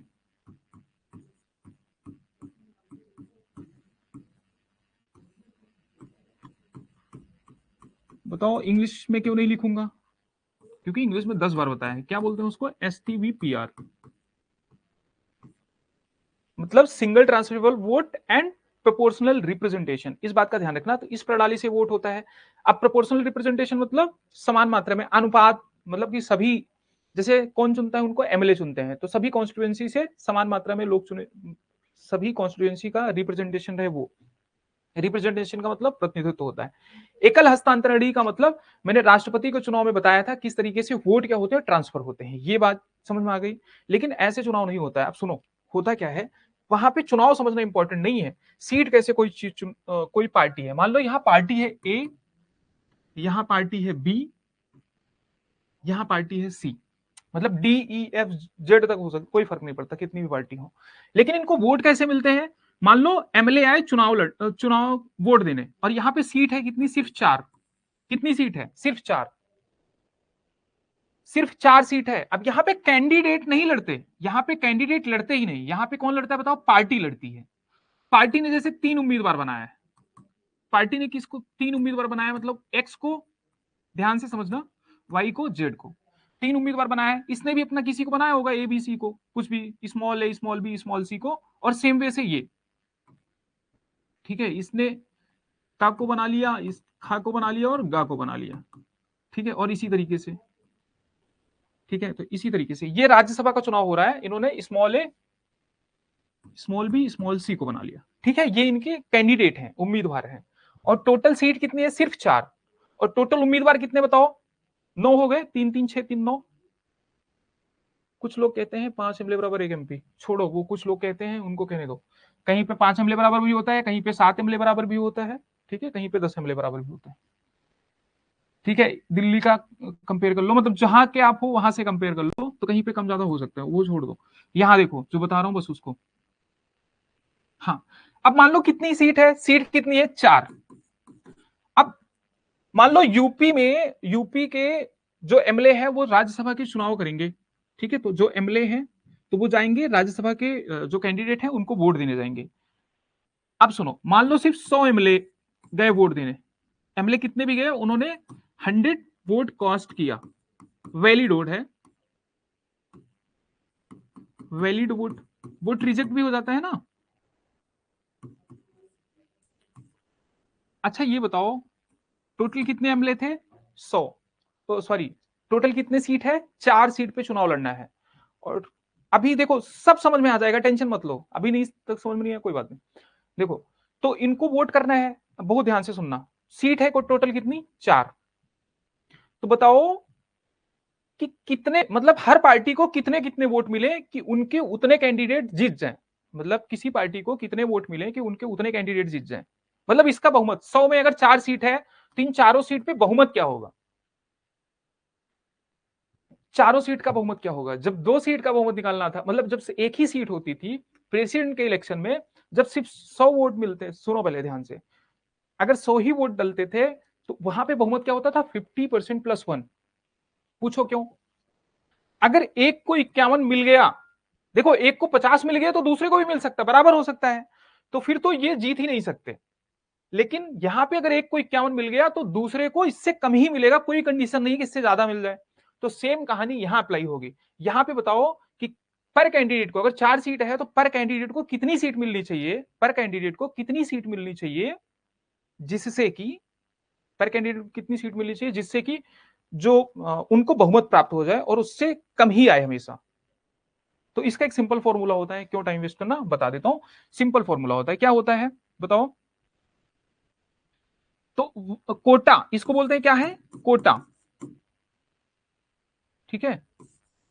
तो कोटा रिक्वायर्ड कितना होता है बताओ। कोटा बराबर होता है 1/,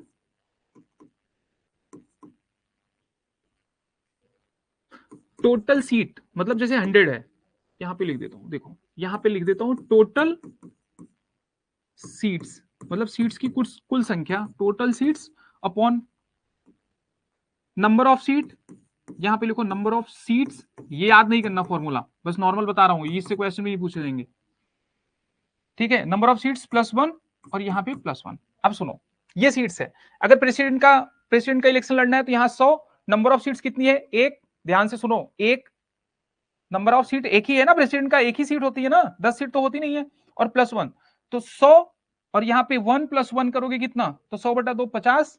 एग्जाम्पल लेके समझ लेते हैं, 100 ले लेते हैं, प्रेसिडेंट का पहले लेते हैं, यहां पे लिख देता हूं मैं प्रेसिडेंट ऑफ इंडिया, तो कितना हो गया बताओ, 1 + 1 और यहाँ पे +1, तो ये इससे कट करो कितना हो गया बताओ, 51 हो गया कि नहीं,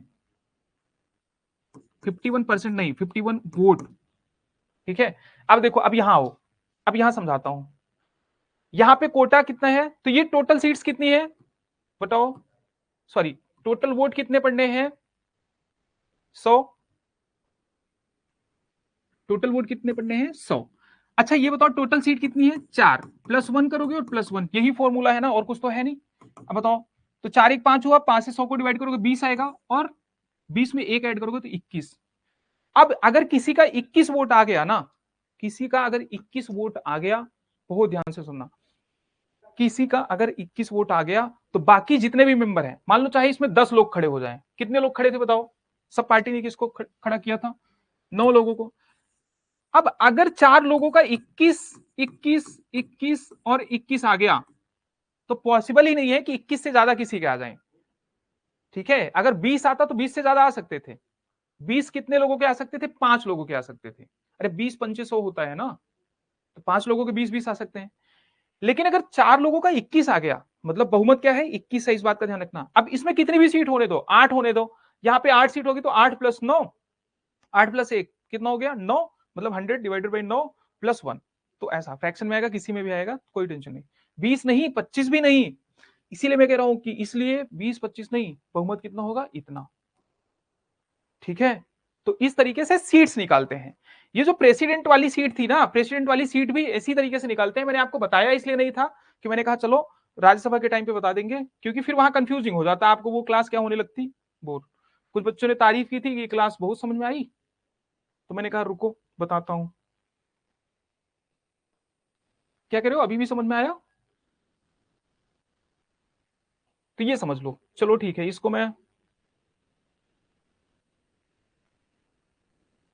बच्चे समझ में आया, ये पॉइंट समझ में आया होगा, जिसको नहीं आया होगा, हाँ हमेशा +1 रहता है, लेकिन नंबर ऑफ सीट्स भी डिपेंड करेगी, ठीक है। नंबर ऑफ सीट्स, ऐसे जिंदगी में हमेशा नंबर ऑफ सीट्स डिपेंड करेगी, ठीक है। कोई भी वैकेंसी आती है वहां पे नंबर ऑफ सीट्स इस तरीके से डिपेंड करती है। चलो छोड़ो, ये बता दिया मैंने आपको।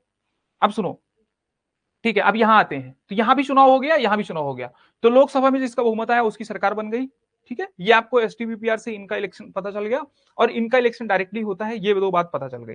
अब आओ मुद्दे पे आते हैं कि ये होता कौन है काउंसिल ऑफ मिनिस्टर्स,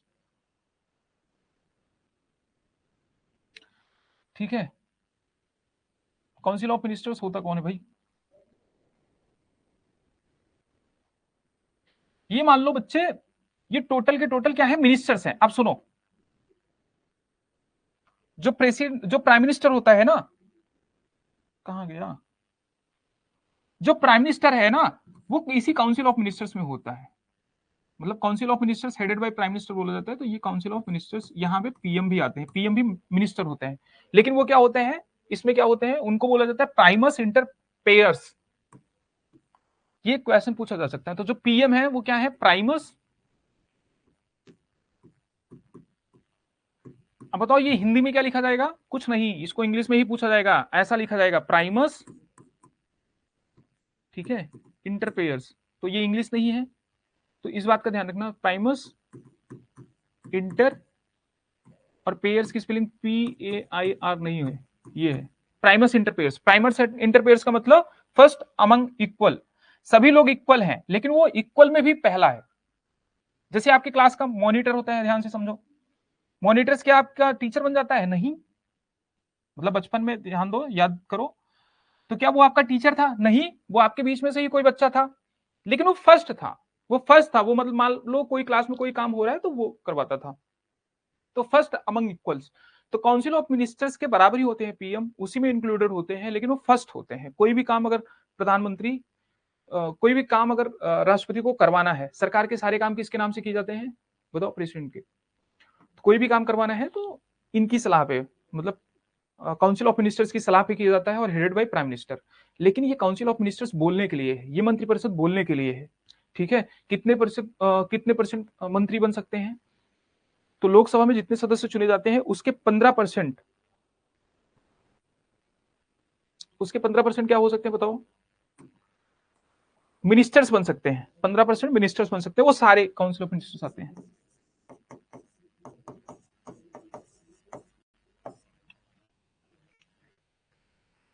ठीक है। तो उसके 15% क्या बन सकते हैं, मिनिस्टर्स बन सकते हैं।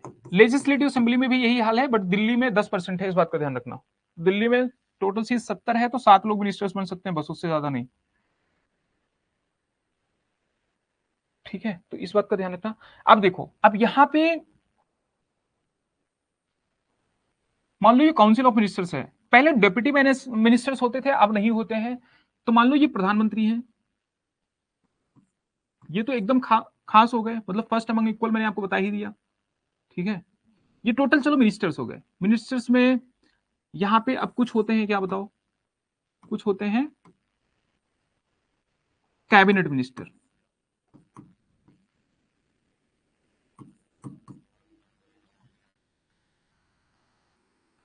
ठीक है।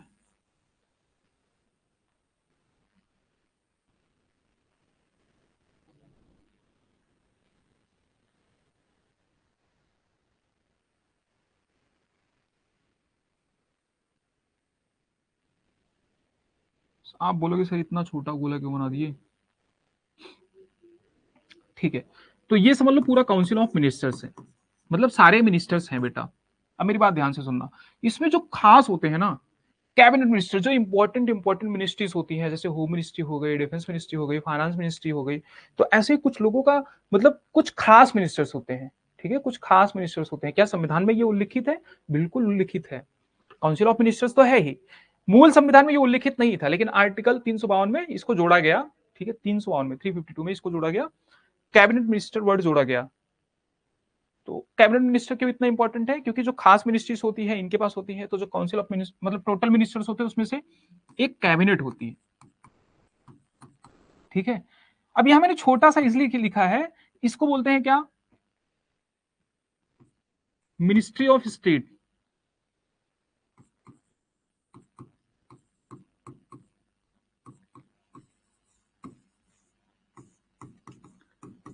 अब ये कंफ्यूज मत होना कि ये राज्य के मंत्री होते हैं, राज्य के मंत्री नहीं होते, बस इनका नाम है मिनिस्ट्री ऑफ स्टेट, बिल्कुल कंफ्यूज नहीं होना है। इनका नाम है मिनिस्ट्री ऑफ स्टेट, इनका नाम है। ये राज्य के मंत्री मंत्री नहीं होते हैं, तो इस बात का ध्यान रखना, ये राज्य के मंत्री नहीं होते हैं, नहीं तो कंफ्यूज हो जाएगी, ये राज्य के होते हैं क्या सर, ये राज्य मंत्री नहीं होते। मतलब इनका नाम है राज्य मंत्री, क्या है इनका नाम, क्या है, राज्य मंत्री।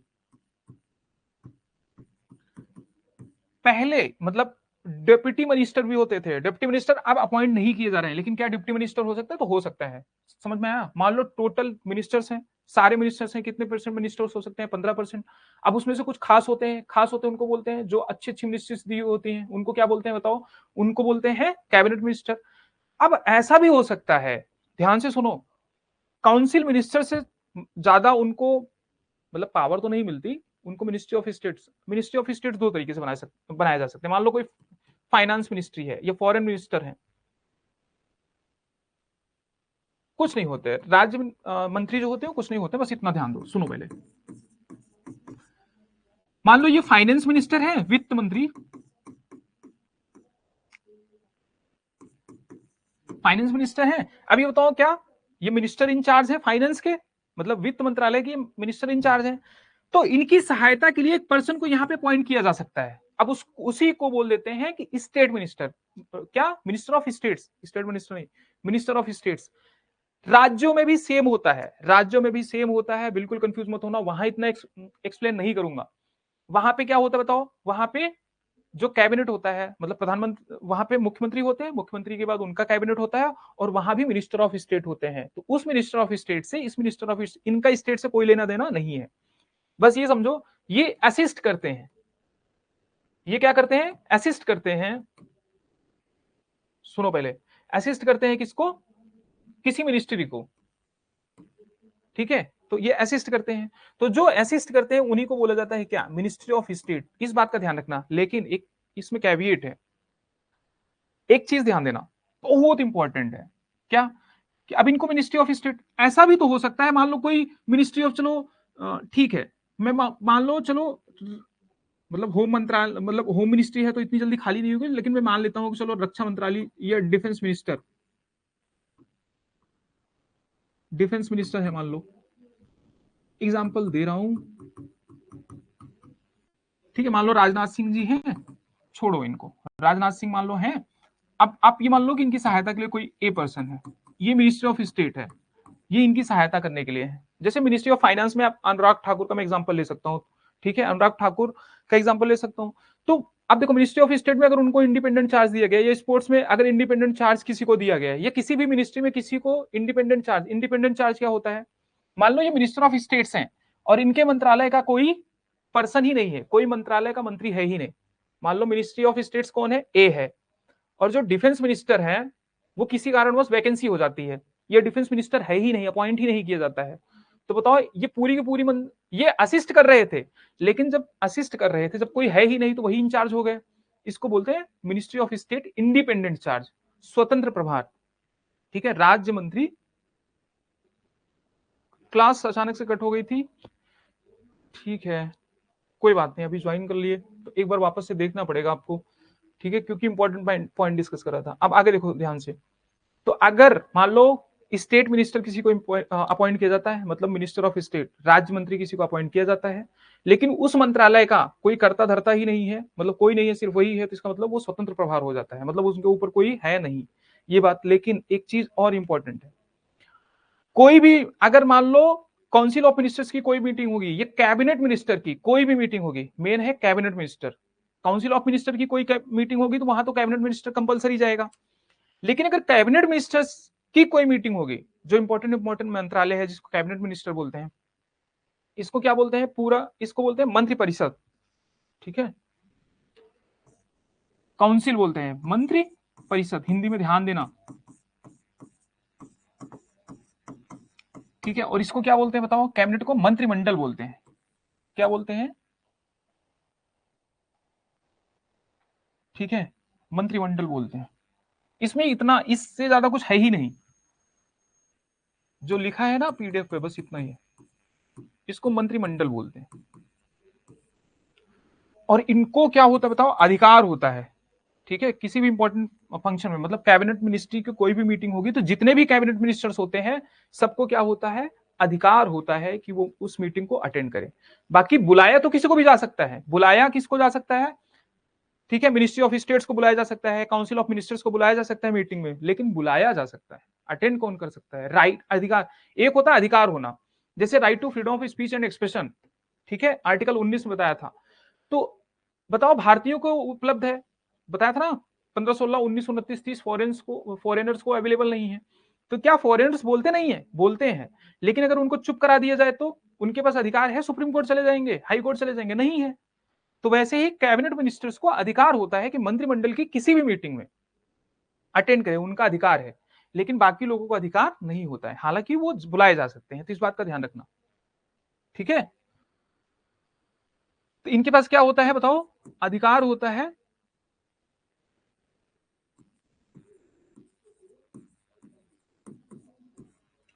कहां? भाग लेने का, भाग जाने का नहीं। भाग लेना भाग जाना अलग होता है।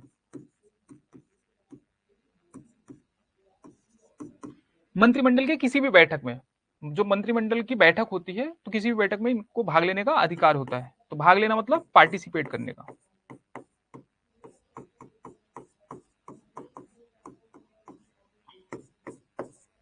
इन मीटिंग्स, मीटिंग्स में भाग लेने का अधिकार होता है। तो इस बात का ध्यान रखना, ठीक है। ये मैंने आपको बता ही दिया। अच्छा, प्राइम मिनिस्टर को अपॉइंट कौन करता है? Prime minister shall be appointed by, बताओ, प्रेसिडेंट। प्रेसिडेंट के द्वारा इनको अपॉइंट किया जाता है। दूसरी बात, जो इनके अन्य मिनिस्टर होते हैं, सबसे पहले प्रधानमंत्री को अपॉइंट किया जाएगा, राष्ट्रपति करेगा। फिर उसके बाद जो अन्य मंत्री होते हैं, अन्य मंत्रियों की नियुक्ति भी प्रेसिडेंट ही करते हैं, ठीक है। अपॉइंटमेंट करते हैं, फिर उनको शपथ दिलाते हैं। दूसरी बात, अब ये लिखा गया है ये शब्द, अगर आपसे ये पूछा जाए कि जो प्रधानमंत्री होता है उसका कार्यकाल 5 साल होता है, सही है गलत है? बताओ फटाफट। जो प्रधानमंत्री होता है, ये प्रधानमंत्री या अन्य मंत्री जो होते हैं उनका कार्यकाल कितना होता है? 5 साल होता है, 6 साल होता है, 7 साल होता है, कितना होता है? बताओ फटाफट। 5 साल होता है, जल्दी बताओ। हम्म, कितने साल होता है?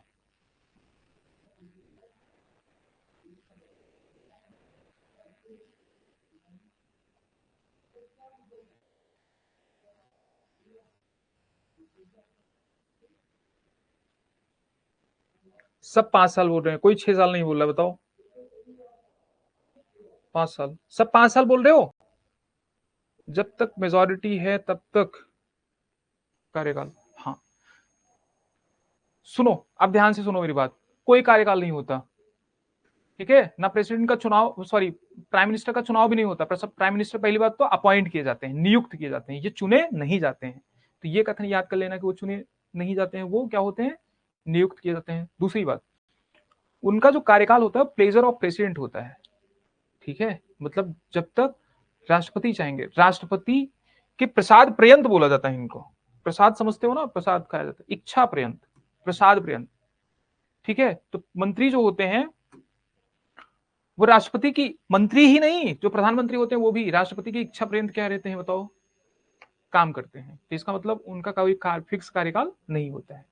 सामान्यतः दे दिया जाए, जब सामान्यतः देखो, स्पीकर और डिप्टी स्पीकर बता रहा तो सामान्यतः लगा रहा, तो सामान्यतः 5 साल होता है, लेकिन मेजोर प्लेजर ऑफ प्रेसिडेंट होता है। अब इसका मतलब ये नहीं कि प्रेसिडेंट कुछ भी करेंगे अपनी मर्जी, हाँ मेरे प्रसाद पर्यंत है तो मैं तुमको आज ही निकाल दूंगा, ऐसा कुछ नहीं होता। बहुमत, ठीक है। हर चीज कन्वेंशन, हर चीज लिखी नहीं होती, ठीक है। बच्चे होते हैं बहुत सारे, मतलब आप देखो कमेंट करते हो, आपको बताया नहीं जाता कि आप किस तरीके के कमेंट करो, आप खुद ही करते हो जो आपको अच्छा लगता है। देखो, एक बच्चा बोल रहा है कि पीएम क्या रिजाइन कर सकता है? बिल्कुल कर सकता है, ठीक है। और किसको करेगा बताओ? प्रेसिडेंट को करेगा। एक बच्चा बोल रहा है रिमूव किया जा सकता है, रिमूव भी किया जा सकता है, नो कॉन्फिडेंस मोशन आपको बताएंगे, ठीक है। रिमूव इन द सेंस, वो रिमूव करना कौन रिमूव करता है? उसको प्रेसिडेंट ही करता है। तो उसके लिए इम्पीचमेंट नहीं चाहिए। इम्पीचमेंट ऑफ प्रेसिडेंट, आर्टिकल 61, हाँ, इम्पीचमेंट शब्द सिर्फ और सिर्फ प्रेसिडेंट के लिए यूज होता है, इस बात का ध्यान रखना। ये कुछ है ही नहीं, इसमें कुछ है ही नहीं। शपथ दिलाएंगे, कौन दिलाएगा?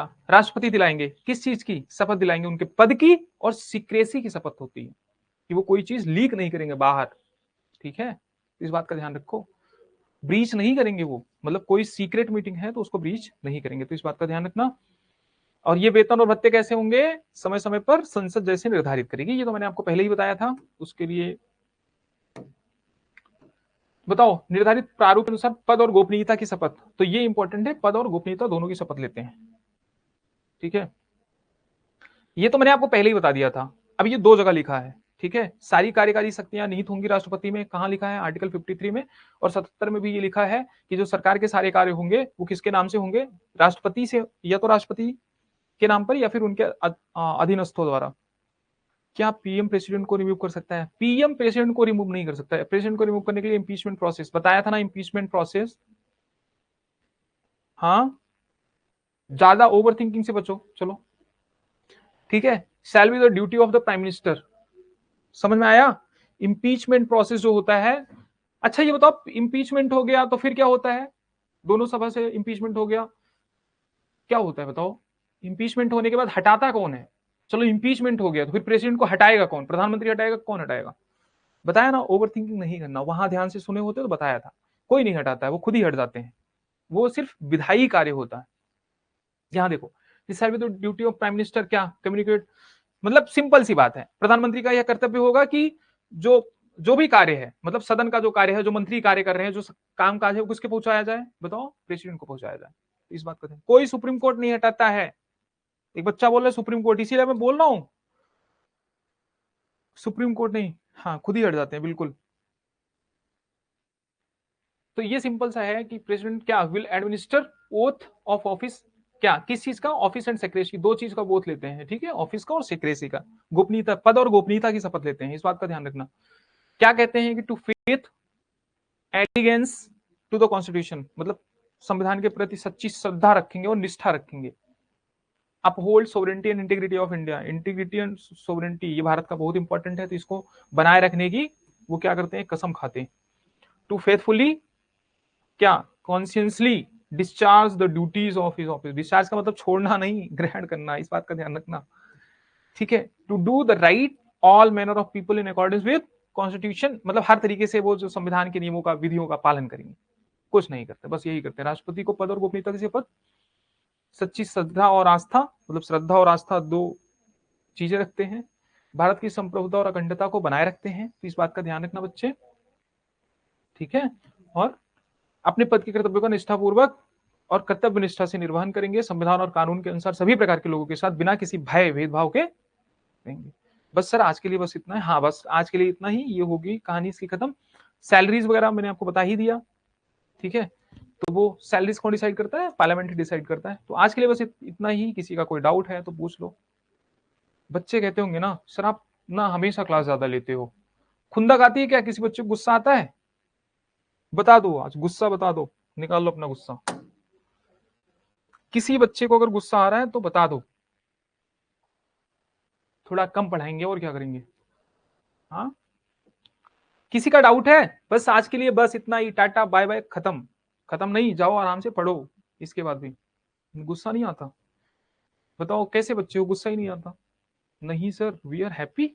अच्छा जी, मिनिस्टर्स की भी सैलरी मिलती है और एमपी की भी? नहीं, दोनों की नहीं, मतलब अलग से भत्ते मिलते हैं, ठीक है, अलग से भत्ते मिलते हैं, लेकिन मिनिस्टर्स जो बनता है फिर उनके मजे होते हैं, और कैबिनेट मिनिस्टर्स जो होता है फिर उनके और मजे होते हैं, मतलब बड़े बंगलो, छोटे बंगलो, मतलब इस तरीके से। जो मिनिस्टर ऑफ स्टेट्स होता है उसको और ज्यादा सुविधाएं। Bye bye bye bye bye, ठीक है, वेलकम बेटा। सर, सर आपसी एनर्जी हमें भी चाहिए। अरे क्या ही एनर्जी सर, मेरा डाउट याद से भेज देना। हाँ भेज दूंगा, इतना क्यों परेशान हो, कोई भी डाउट आएगा मैं भेजूंगा, टेंशन मत लो। हर चीज, हाँ देखो एक बच्चे को गुस्सा आया, लेकिन ये डिप्लोमेटिक लैंग्वेज यूज कर रहा है क्योंकि पॉलिटी पढ़ रहा है बच्चा। ये बच्चा बोल रहा है सब सब चीज ज्यादा हेल्थ के लिए सही नहीं है ठीक है, थैंक यू मेरे बच्चे, चलो ठीक है, चलो बाय, आज के लिए बस इतना ही। किसी का मेरे ख्याल से डाउट नहीं, बच्चे का डाउट है, मैं भेज दूंगा, ठीक है। चलो टेक केयर, सभी लोग अपना ध्यान रखो।